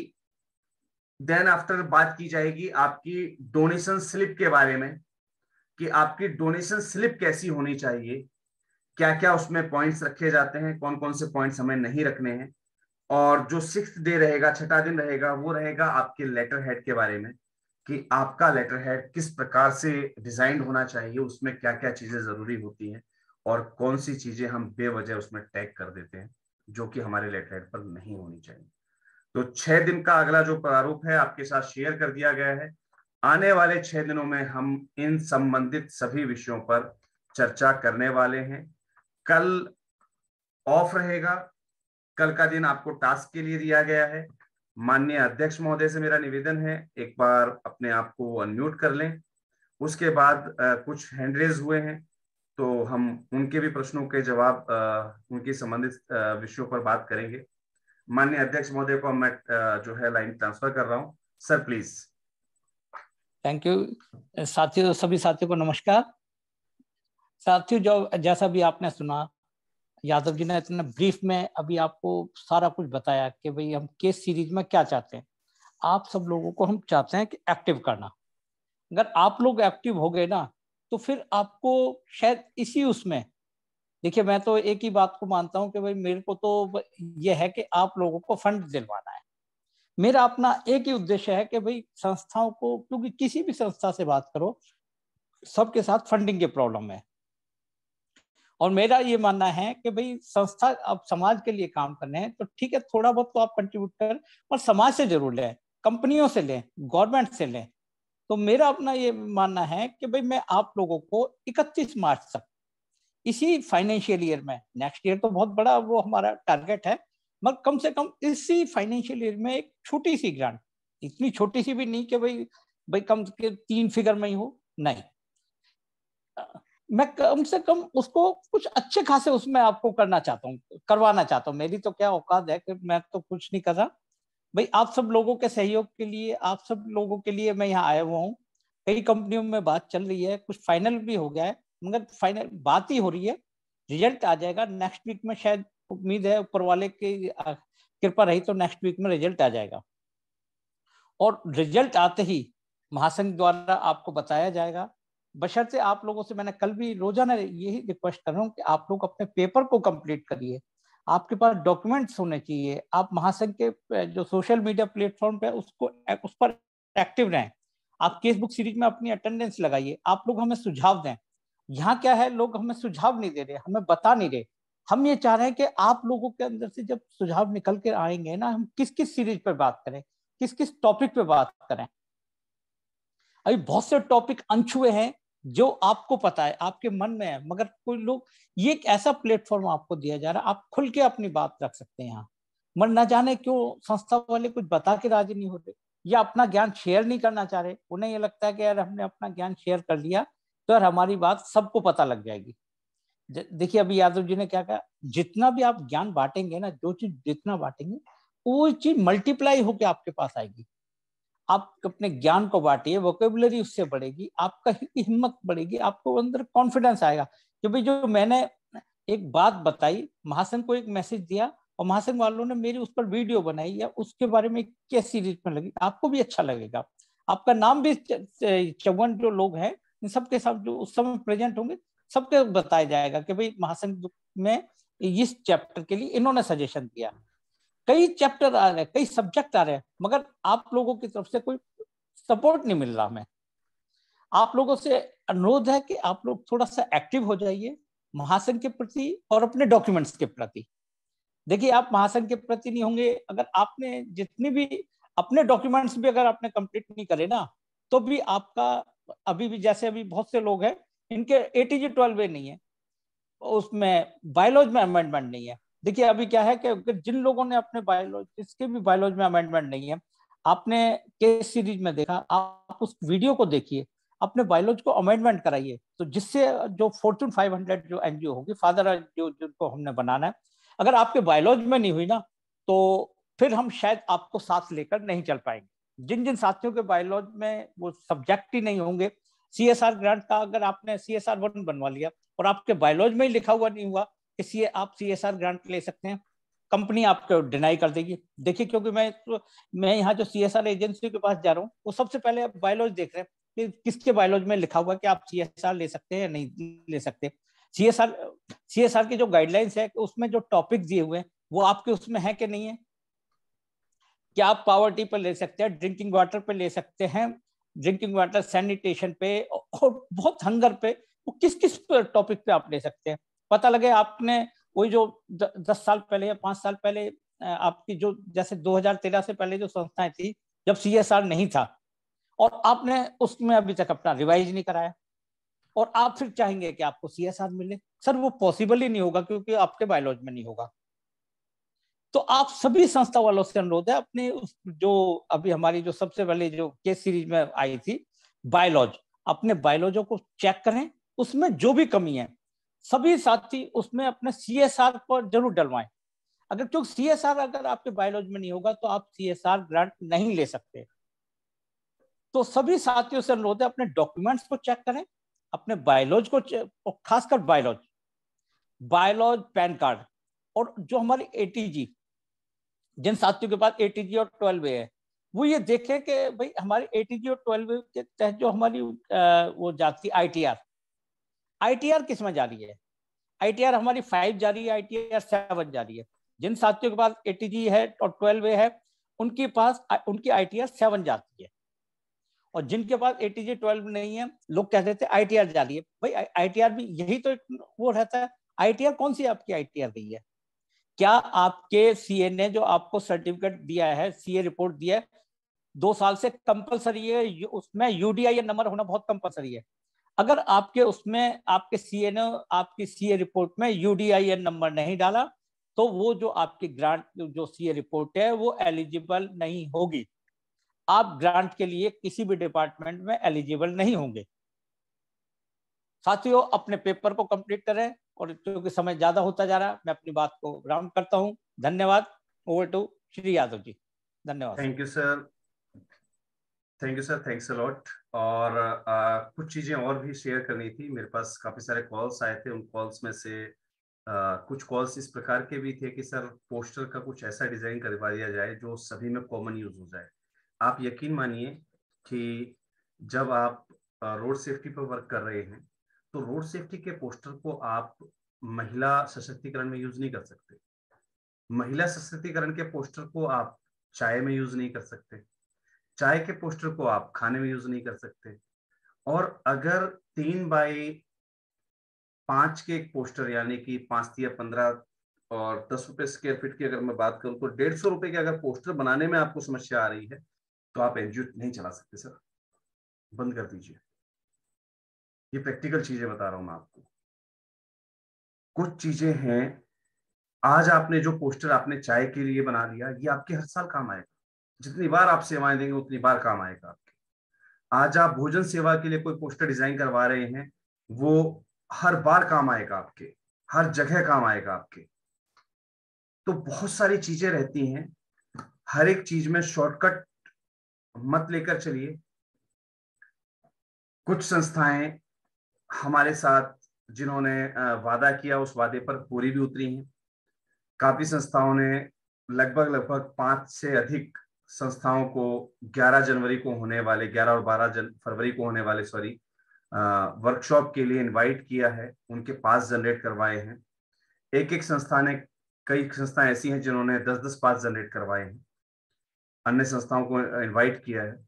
यकीन मानिए आपके साथ आपको वो ट्रिक शेयर की जाएगी, आपको वो ट्रिक दी जाएगी जिसके माध्यम से आप सरकार से जगह यानी कि भूमि के लिए अपील कर सकेंगे। जो संस्थाएं सक्रिय हैं और महासंघ के साथ अन्य संस्थाओं को जोड़ती जा रही हैं, आगे महासंघ के प्रचार प्रसार में सहयोग कर रही हैं हमें पूर्ण रूप से, यकीन मानिए उनके लिए बहुत कुछ है नया। हम पूरा प्रयास करेंगे कि इस बार जो फाइनेंशियल ईयर है, जैसे ये एंड होगा तो बैंकों से आपको कंप्यूटर सिस्टम डोनेशन में मिल सकें। हम पूरा प्रयास करेंगे कि सरकारी योजनाओं के अंतर्गत जो है आपको कहीं भूमि आवंटन करवाया जाए। हम पूरा प्रयास करेंगे कि जिस भी माध्यम से आप जिस हिसाब से राष्ट्रीय एनजीओ महासंघ के प्रति पूर्ण समर्पित भाव से काम कर रहे हैं, राष्ट्रीय एनजीओ महासंघ भी पूर्ण समर्पित भाव से आपके लिए सामने बढ़कर आएगा। और इन सभी चीजों के बहुत छुपे हुए बेनिफिट्स हैं, अभी बहुत सारी चीजें हैं। आज मैं एक सज्जन से बात कर रहा था, तो उन सज्जन ने मुझे बड़ी प्यारी चीज कही कि सर मैं जहां भी जाता हूँ, सड़क पे चल रहा हूँ तो सड़क पे मुझे पैसे दिखाई देते हैं। मैं मेट्रो में चल रहा हूँ तो मेट्रो की जो दीवारें होती है उस पर मुझे पैसे चिपके हुए दिखाई देते हैं। मैं कहा भाई यार ऐसे कौन से जो है आंखें लेके आया हुआ, कहाँ से लेके आया हुआ तुझे, या कौन सा चश्मा तू पहनता है? बोले सर नहीं, चश्मे की बात नहीं, ये प्रैक्टिकल चीज है। ना ग्रांट की कमियां हैं, ना फंड की कमियां हैं, ना डोनेशन की कमियां हैं।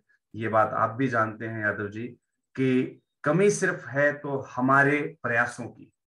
हम प्रयास नहीं करते, हम एक्टिव नहीं रहते हैं। तो मैं बिल्कुल उस व्यक्ति की बात से सहमत था, हालांकि वो बिजनेस एक्सपो के अंदर थे, वो कंपनियों को कमाने के अवसर बताते हैं, लेकिन उन्होंने उस चीज को मेरे महासंघ के साथ भी टैग कर दिया और क्लियरली उन्होंने मुझसे जवाब पूछा कि सर आप बताइए, क्या आपको लगता है कि सेक्टर के अंदर ग्रांट की कमी है? मैं कहा यार बिल्कुल भी नहीं, कितनी भी कमी नहीं है, बहुत ग्रांट है, बहुत डोनेशन है। बिना कहे हर महीने चेक आ जाते हैं, बिना कहे कहीं ना कहीं से कोई ना कोई एप्लीकेशन, कोई ना कोई ग्रांट आती रहती है।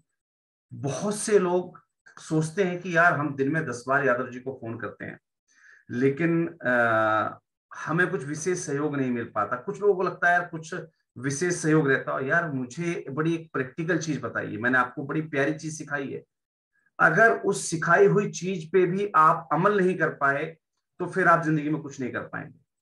मैंने बताया आपको कि जब आप कहीं से कुछ पाने की, कुछ इकट्ठा करने की इच्छा रखते हैं तो सबसे पहला जो उसमें कंट्रीब्यूशन होता है वो स्वयं आपका होता है। अगर हम किसी की हेल्प करने जा रहे हैं फंड रेजिंग के माध्यम से, उसमें सबसे पहली आहुति, सबसे पहला डोनेशन हमारा होता है। आप में से आप सभी लोग जितने यहां मौजूद हैं, 53 एनजीओ इस समय मौजूद हैं मेरे साथ, यकीन मानिए अपने दिल से एक सवाल कीजिएगा, अपने दिल से, अपने आप से एक सवाल कीजिएगा कि आपने राष्ट्रीय एनजीओ महासंघ की कितनी वीडियोस को देखकर कितनी ग्रांट अप्लाई की है। अगर एक ग्रांट एप्लीकेशन का चार्ज 5,000 रुपए भी माना जाए, जो आप कंसल्टेंट को दे देते वो आपका बच गया। ऐसी कितनी संस्थाएं हैं, मुझे चैट बॉक्स में लिख दीजिएगा, जिन्होंने कभी अपने दिल से ये सोचा हो कि यार एक वीडियो की वजह से हमारे 5,000 रुपए बच गए, चलो एक काम करते हैं 500 रुपए हम महासंघ में डोनेट कर देते हैं। कितने सज्जन एक बार कमेंट कर दीजिए। फिर हम इच्छा रखते हैं पाने की। याद रखिएगा बहुत बड़ी चीजें हैं, यहां बहुत कुछ है। मैं नहीं कहूंगा कि आप सब लोग करें। देखिए ये मैंने बताया, देखिए जो व्यक्ति दिल देने की जिसकी इच्छा होती है ना, वो अपने आप देता है, उसे कोई प्रेशराइज नहीं कर सकता, उसको मोटिवेट करने की आवश्यकता नहीं होती है। और जब वो देता है तो मालिक उसे उतना ही लौटा कर देता है, कई गुना देता है। ये प्रैक्टिकल चीज है। परसों मेरे पास एक चेक आया है, जिन संस्था के माध्यम से आया मैं नाम नहीं ओवर करूंगा अभी फिलहाल, वो खुद ही बताएंगे। महासंघ के, जब मैंने उनसे कहा भी था कि महासंघ की सदस्यता ले लीजिएगा सर, तो जिस दिन वो महासंघ की सदस्यता ले लेंगे उस दिन वो खुद ग्रुप में डालेंगे।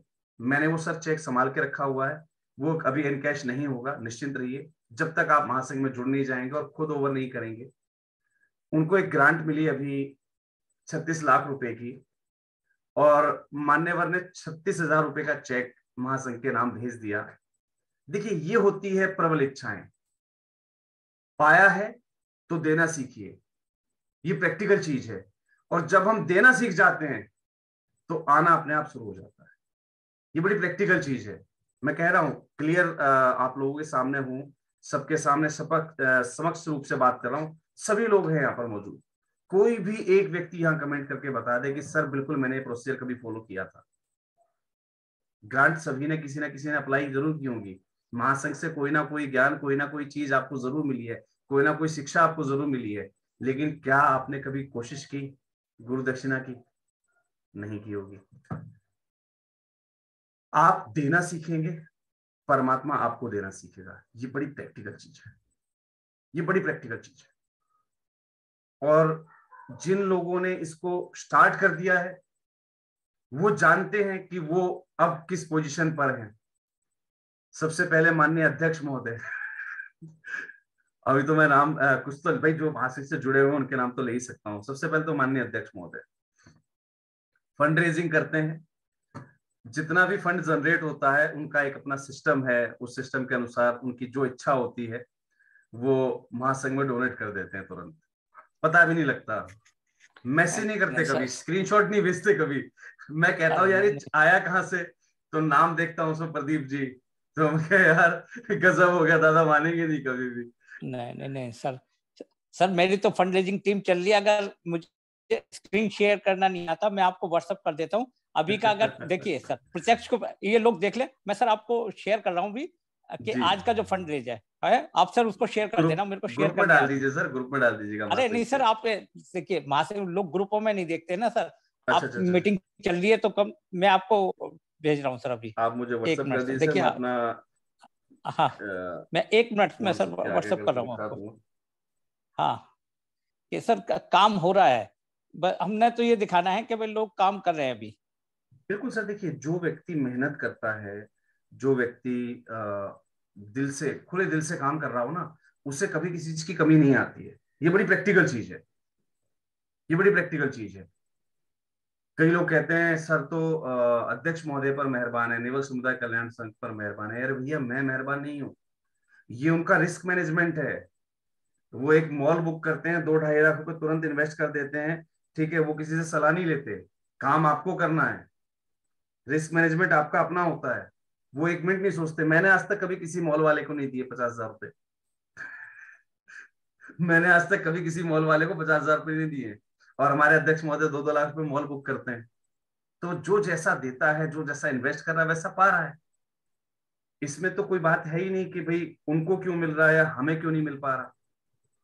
कभी आपने जी सर 15,450 रुपए हुआ है अभी। स्क्रीन शेयर नहीं कर पा रहा, मैं कोशिश कर रहा हूँ। 15,450 रुपए आज का कलेक्शन। नहीं, आप मुझे व्हाट्सएप कर दीजिए सर, मैं दिखा देता हूँ। ठीक सर, ठीक, मैं कर रहा हूँ सर आपको। तो ये चीजें रहती हैं, एक एक दिन में 15-15 हजार 20-20 हजार रुपए का डोनेशन अध्यक्ष जी ले रहे हैं।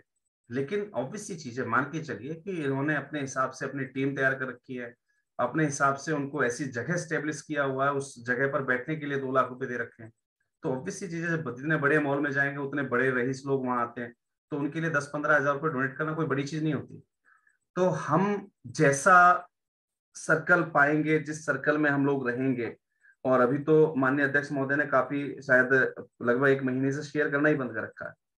मैंने उनको मना कर दिया था कि शेयर मत कीजिए, काफी लोगों के मन में गलत विचार आते हैं कि यादव जी की सारी कृपा वहीं बरस रही है।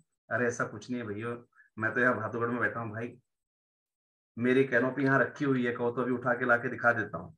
मेरी कैनोपी पैक करी हुई रखी है, ठीक है, मेरी फंड रेजिंग के लिए टीम नहीं गई हुई है कहीं, ठीक है, आप लोगों की कैनोपी चल रही है।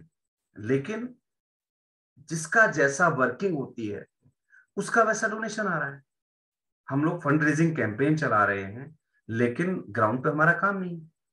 अरे ऑब्वियस ही चीज है, अगर आप कह रहे हैं कि हम इस दिवाली पे खुशियां बांटेंगे या मिठाई बांटेंगे, तो भले ही सर आपको डोनेशन 1 रुपया ना मिला हो, लेकिन आप कोशिश कीजिए ना कि अगर 1 रुपया भी नहीं मिला है तो कम से कम आप एक डिब्बा तो पहुंचाइए किसी के पास, बांटते हुए दिखाइए तो किसी को कि हमने एक डिब्बा तो बांटा भाई, डोनेशन नहीं आया तो हमारा जो सामर्थ्य वो हमने किया। आई थिंक सो अगर कैमरे में सबको क्लियर दिख रहा हो तो मैं थोड़ा सा और जूम कर देता हूँ। कहाँ गया मेरा फोन? सॉरी,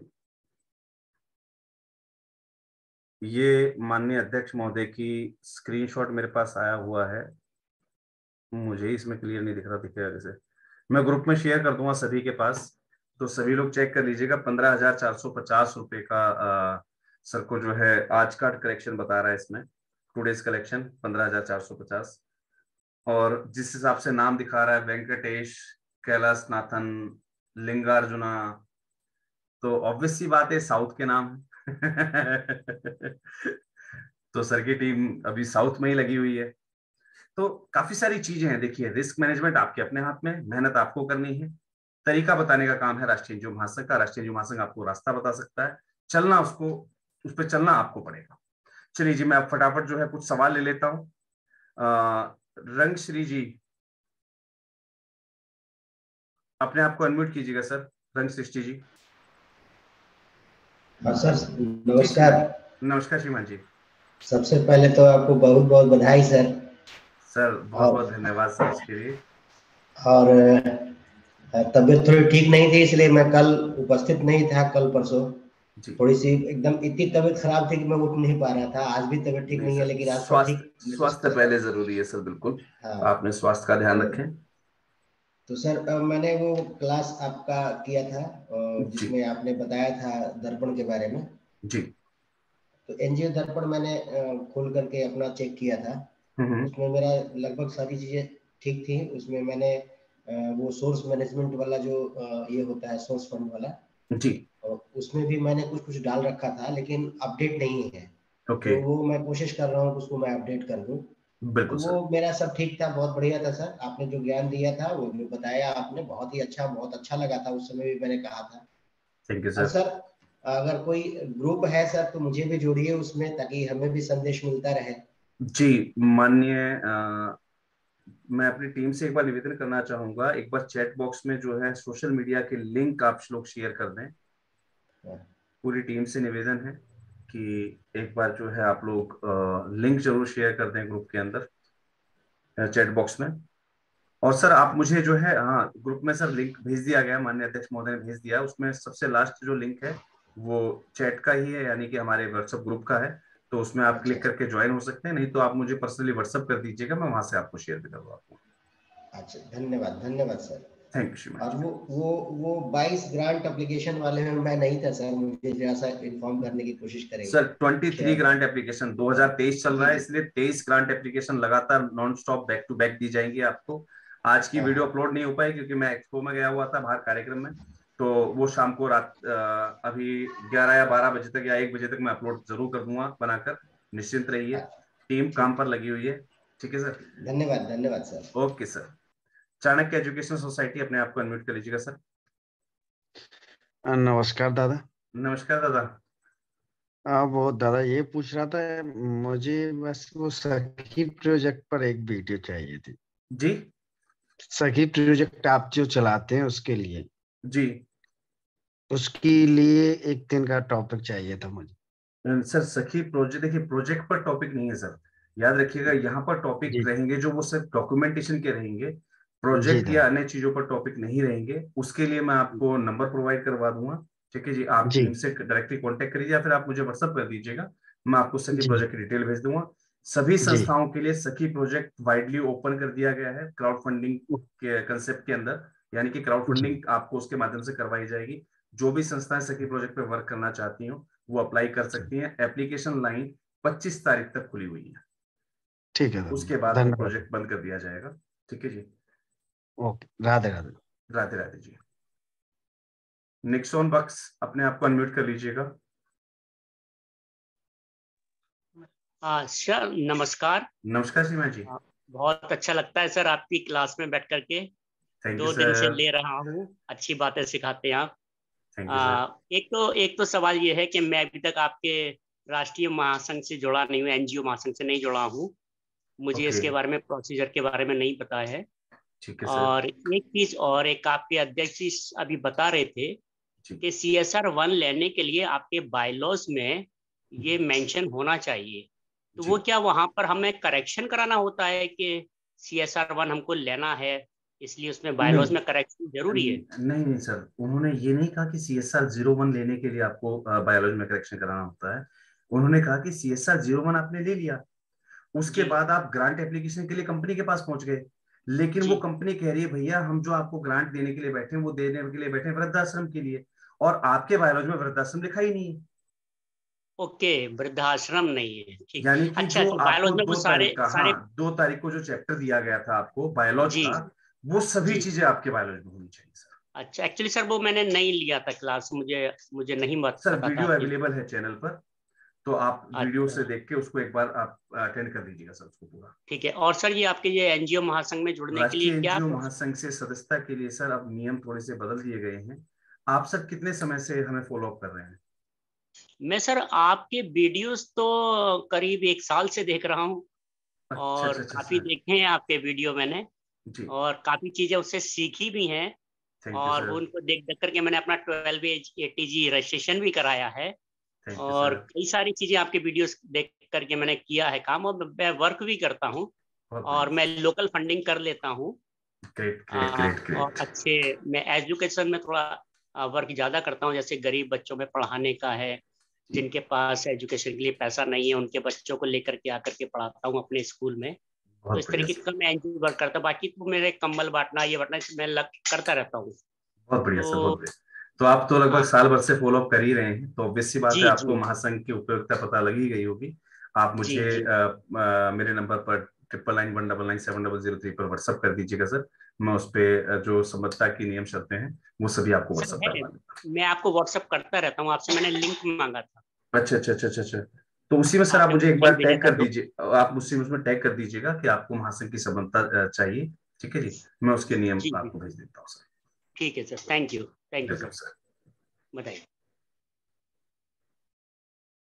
पद्मा दीक्षित जी अपने आप को अनम्यूट कीजिएगा।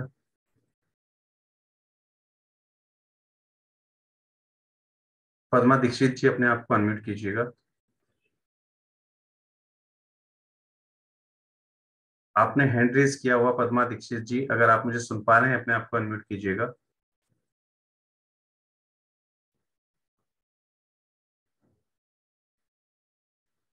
अवध फोक एंड आर्ट ग्रुप अपने आप को अनम्यूट कीजिएगा सर। हेलो, नमस्कार सर। नमस्कार जी। और कैसे हैं सर? सब कुशल मंगल जी, दुआएं आप सब लोगों की। सर मेरा ये क्वेश्चन था, जो आपने फूड के लिए कहा है उसको सर प्राथमिक चिकित्सालय ना करके, क्योंकि जो यहाँ जहाँ हम हैं वहाँ प्राथमिक चिकित्सालय जो है वो रेसिडेंशियल एरिया में है, और वहाँ के बदले हम इसको सिविल हॉस्पिटल के सामने करना चाहते हैं। मैम, प्राथमिक चिकित्सालय का मतलब नहीं है कि प्राथमिक चिकित्सालय, कहने का मतलब जो आसपास आपके हॉस्पिटल लगता हो वहां करना है, चाहे वो सिविल हॉस्पिटल हो, आप चाहें तो रोहतक चले जाइए PGI के बाहर कर दीजिए, कोई दिक्कत नहीं। रोहतक तो ठीक है सर। और एक ये था सर कि प्लीज PFMS का थोड़ा सा सेशन थोड़ा बड़ा रखिए, क्योंकि PFMS का अब जो गवर्नमेंट जो भी देती है ग्रांट, हमको PFMS के थ्रू पैसा आता है, और काफी ये स्ट्रॉन्ग वो है सर कि लोग इसको अपडेट करने के लिए 10-10, 20-20 हजार, 30-30 हजार रुपए मांगते हैं। मैम देखिए, PFMS की दिक्कत क्या रहती है, देखिए हमने आज तक उस पर वीडियो इसलिए नहीं बनाई है क्योंकि वो एक ऐसी चीज है जहां पर अगर आपने बिना तैयारी के अगर अपने आप को वहां रजिस्टर करके बैठ के, उसका बेनिफिट फिर कुछ नहीं मिलना है। ऑब्वियस सी चीज है। देखिए मैम, पता है क्या होता है, ये चीजें बहुत कम लोग समझते हैं। PFMS मुझे पता है बहुत इंपॉर्टेंट चीज है, संस्थाएं वहां रजिस्टर हो जाएंगी तो ऑब्वियस सी बात है उनको ग्रांट वगैरह की बहुत सारी सुविधाएं मिल जाएंगी। लेकिन मैम, मैं जिस मानसिकता पे वर्क करता हूं, मैं अपनी टेंडेंसी बता रहा हूं आपको। वो टेंडेंसी क्या है, मैं वैकेंसी निकली है 50, ठीक है जी, IAS अफसर बनने की। 25,000 लोगों ने फार्म भर दिए, ठीक है जी, यहां भी डाल दिए वहां भी डाल दिए, और जब उनका सिलेक्शन हो जाए तब वो ज्वाइन नहीं करते। अरे भैया, वो फार्म मत डालते, किसी एक गरीब का उद्धार हो जाता। बात समझे मैम? तो PMF का जो सेक्शन है वो हमने अभी रिजर्व इसलिए रखा हुआ काफी समय से कि हम उसको शेयर जरूर करेंगे, लेकिन जो एक्टिव एनजीओज हैं पहले उनको उठाकर उनको करवाएंगे। जी जी, ये जरूरी है मैम। मैं नहीं चाहता कि वहां बेवजह की भीड़ चली जाए, जी जिन्हें करना सही। धरना कुछ नहीं है, ठीक है, वो जगह ऑक्यूपाई करके बैठ जाएंगे बस। क्योंकि सर एक्चुअली क्या है कि हमारा जो कल्चर से पैसा आता है पीएफएमएस के थ्रू आता है। बिल्कुल बिल्कुल तो मैम। क्या हम एक्चुअली क्या है कि हम इसके जो इसके ट्रेनर थे स्टार्टिंग में 2012 में जब ये शुरू हुआ पीएफएमएस, तभी हमने जो ट्रेनर था उनसे करवाते थे। तो जी काफी, अब पहले तो 2500-3000 में मान जाते थे, मतलब अमाउंट बड़ा होता है। अब तो जो है 20,000, 30,000, 35,000 इस टाइप की फीस है उसकी। 35-40 हजार रुपए तक का हाँ वो खोलते थे। बिल्कुल ले रहे हैं, बिल्कुल ले रहे और हैं। हम अब इसको सीखना खुद चाह रहे हैं कि हम इस पीएफएमएस को खुद बिल्कुल सीख। सिखाया जाएगा। आप सिर्फ राष्ट्रीय एनजीओ महासंघ के साथ एक्टिव बने रहिए, हर एक चीज सिखाई जाएगी, कोई भी चीज हिडन नहीं रखी जाएगी, निश्चिंत रहिए इस बात से आप।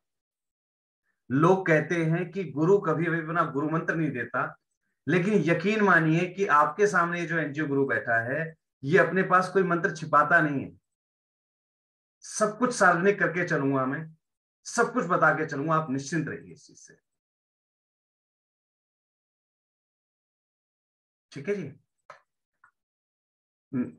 फैजल अख्तर जी अपने आप को अनम्यूट कर लीजिएगा सर। जी नमस्कार सर। नमस्कार नमस्कार सीमा जी। सर, कैसे हैं आप? सब कुशल मंगल जी, दुआएं आप सब लोगों की।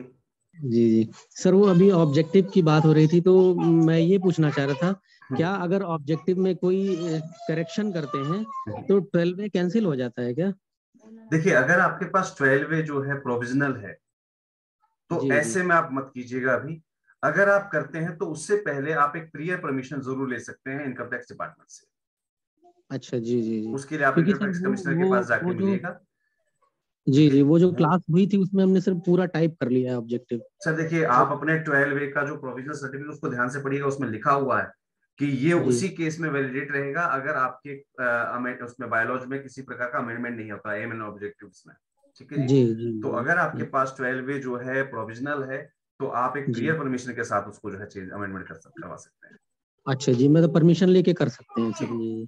बिल्कुल। जी अच्छा, एक चीज और पूछना चाहते हैं सर, ये जो हॉस्पिटल वाला प्रोग्राम हम लोग को एक्टिविटी करना है तो क्या वो सर स्कूल के पास भी कर सकते हैं या हॉस्पिटल ही जरूरी है?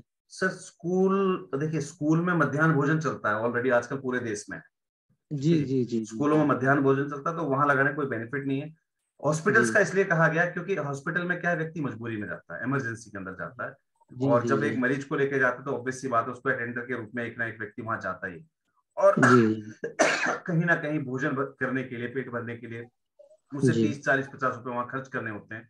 ऐसे में जी अगर जी आपकी सेवा वहां 5 रुपए मिल जाती है तो जी जी वो अपने आप में बहुत, मतलब ये मान लीजिए कि सामने वाले के मन से बहुत सारी दुआएं मिलेंगी आपको। जी जी जी जी इसलिए हॉस्पिटल को टैग किया गया सर उसमें। जी जी जी जी जी जी ठीक है ठीक सीमा जी। है। और बाकी सर वो लास्ट वाली एक्टिविटी का आज वो सर्टिफिकेट वगैरह कुछ मिलना था? बिल्कुल जी बिल्कुल मिलेंगे सर। मैं आज मैं एक्सपो में गया हुआ था तो अच्छा कोशिश जी करूंगा टीम से कहकर जो है कल, क्योंकि कल हमारा भी ऑफ रहेगा, आपका भी ऑफ रहेगा, तो कल जी सर्टिफिकेट जनरेट करवा दी जाएगा सर। जी जी जी। ठीक है इसके जी। अलावा सर बहुत सारी चीजें सीखी हमने। पिछले 4 साल से एनजीओ चला रहे हैं, लेकिन इधर 10-12 दिन से बहुत सारी चीजें सीखने को मिली सर। उम्मीद नहीं था कि ऐसा कोई प्लेटफॉर्म कभी मिल पाएगा, लेकिन सर बता रहा हूँ डेली कुछ ना कुछ नई चीजें और बहुत जरूरी चीजें जो कोई कहीं बताता नहीं है, तो वो सर चीजें सीखने को मिल रही यकीन सर। मानिए कि आप अगर सिर्फ दिए गए इंस्ट्रक्शंस को फॉलो करते रहेंगे तो जैसे 3 साल के अंदर मेरी खुद की माधव जन कल्याण फाउंडेशन की टर्नओवर 2.5 करोड़ प्लस है, ठीक है जी, जी तो वैसे ही आपकी भी हो जाएगी। जी सिर्फ जी फॉलो जी करते जी रहिए आप। जी जी जी ठीक है जी जी। जी। नमस्कार सर। नमस्कार जी। नमस्कार एजुकेशन ट्रस्ट, अपने आप को अनम्यूट कर लीजिएगा सर। हाँ जी नमस्कार सर। नमस्कार हेलो। श्रीमान जी। हाँ जी अभी सर नमस्कार एजुकेशन ट्रस्ट वैसे गुजरात से है, मेरे ख्याल से आपको पता ही होगा। हम अरे लोग जुड़े ही है वैसे थे, लेकिन कुछ काम की वजह से हम लोग ये 1.5 साल में कुछ इतना एक्टिव नहीं थे, ठीक है ना। तो अभी हम लोग एक्टिव होना चाहते हैं सर।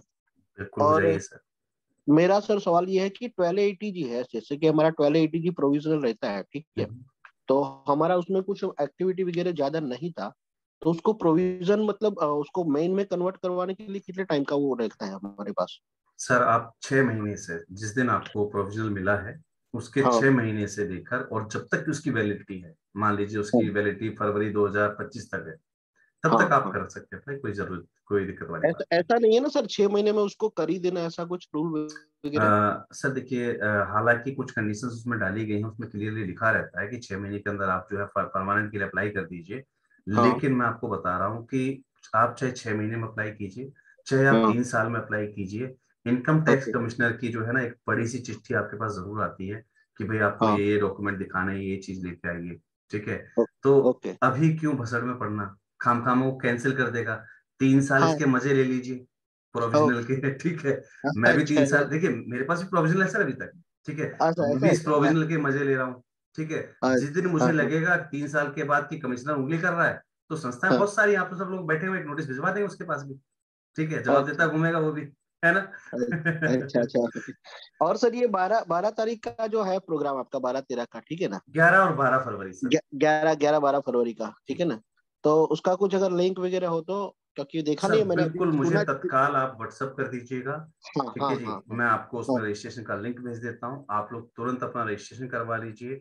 और मैं एक बार अब फिर से बताना चाहूंगा सभी को, हाँ जी, 25 तारीख तक अब जो आपको रजिस्ट्रेशन दिए गए थे वो सिर्फ 25 तारीख तक लाइन खुली रहेंगी। ओके, 25 तारीख के बाद सिर्फ और सिर्फ तत्काल सीट बुक होंगी, और आप सभी जानते हैं कि एक जनरल टिकट और एक तत्काल की टिकट के पैसों में बहुत बड़ा अंतर हो जाता है। सही बात है, सही सही बात है सर, तो सही बात। 25 से पहले पहले सभी संस्थाएं अपना रजिस्ट्रेशन आवश्यक रूप से करवा लें।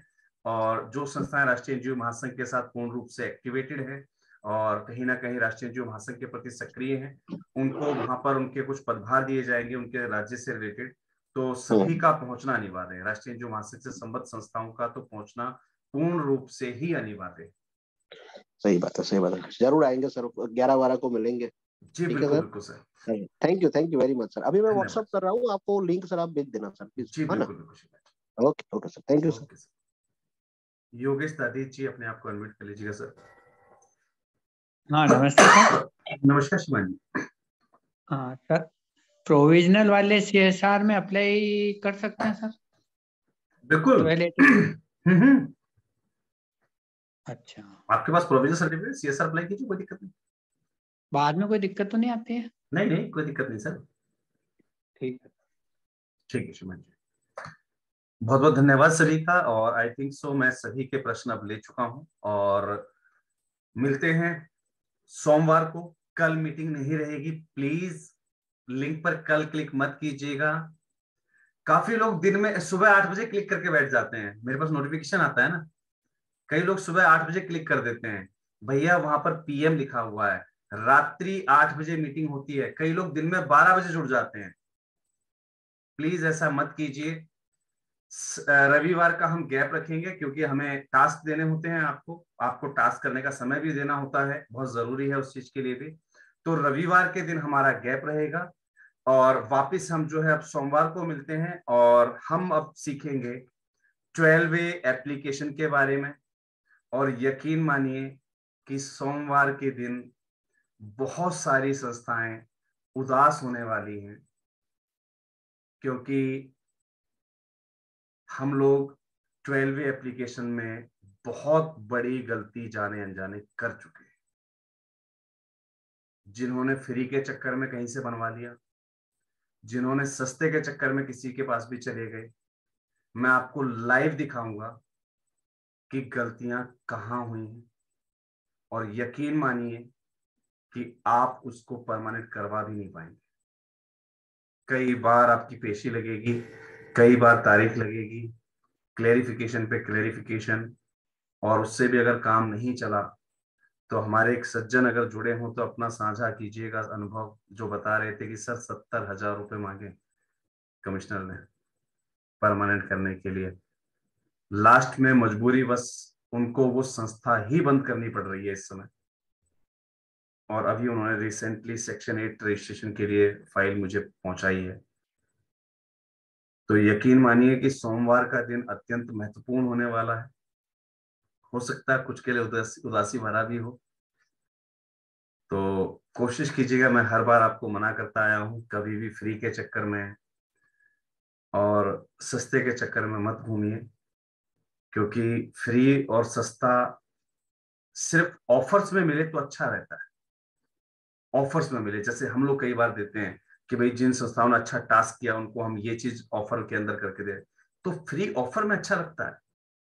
वैसे अगर कोई फ्री कर रहा है तो मंतव्य उसका कुछ और है, कहीं ना कहीं वो आपका प्रोफाइल खराब करना चाह रहा हो सकता है।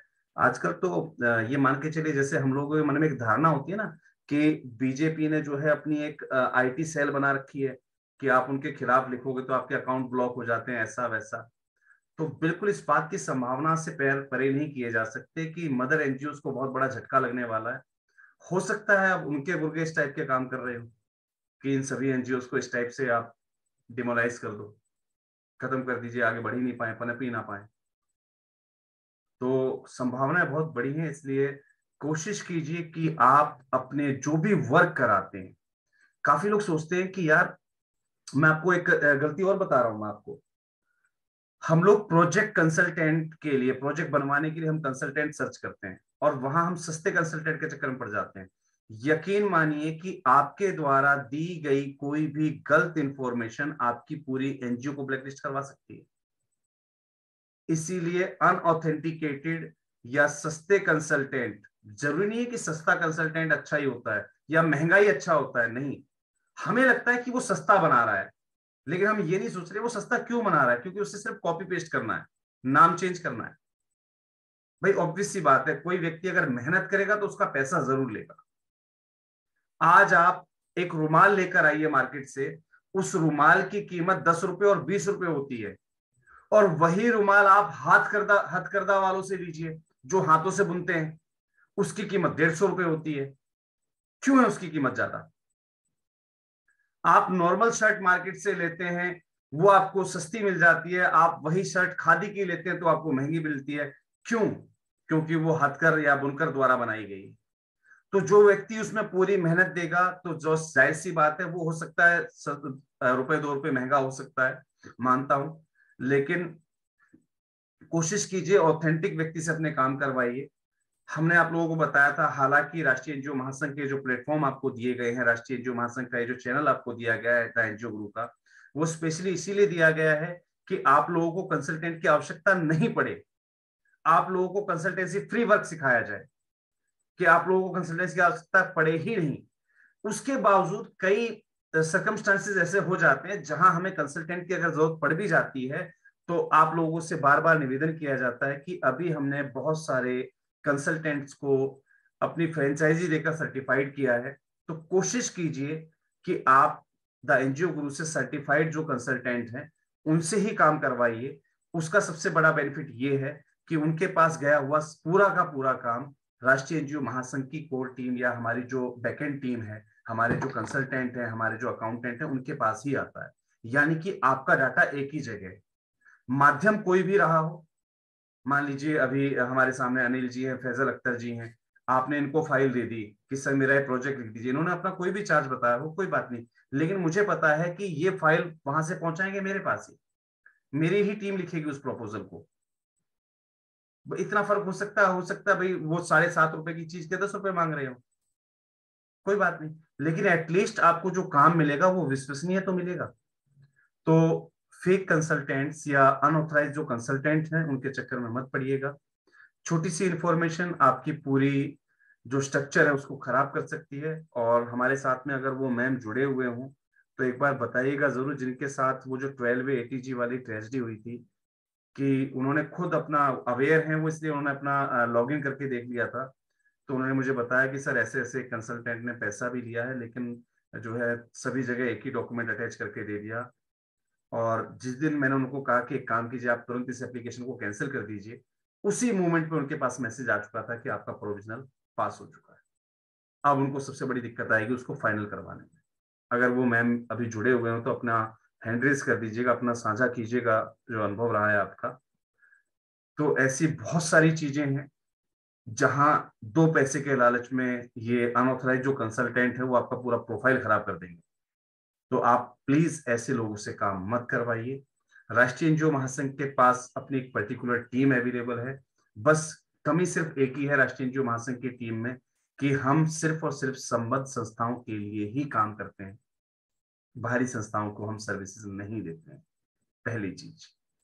अब बाहरी संस्थाएं जो हैं, जो राष्ट्रीय एनजीओ महासंघ से संबद्ध नहीं है, उनको अगर सर्विसेज लेनी है तो जो हमारे ऑथराइज कंसल्टेंट पार्टनर्स हैं उनसे आप सर्विसेज ले सकते हैं, ठीक है, वहां से आप अपनी सर्विसेज को पूरा करवा सकते हैं। तो उम्मीद करता हूं कि ये जानकारियां आपको पसंद आई होंगी और आज का सेशन काफी लंबा जा चुका है, 1 घंटा 45 मिनट हो चुके हैं। प्राणी सेवा संगम सर, एक बहुत ही ब्रीफ में आपका सवाल या आपकी क्वेरी रख दीजिए सर प्लीज, बहुत ही ब्रीफ में सर। सर नमस्कार। नमस्कार शिवान जी। मैं ये बोल रहा था कि सर, हाँ जी सर, वो ये बोल रहे थे कि सर सेवा भोज का कोई मैंने बैनर डेवलपमेंट किया है क्या?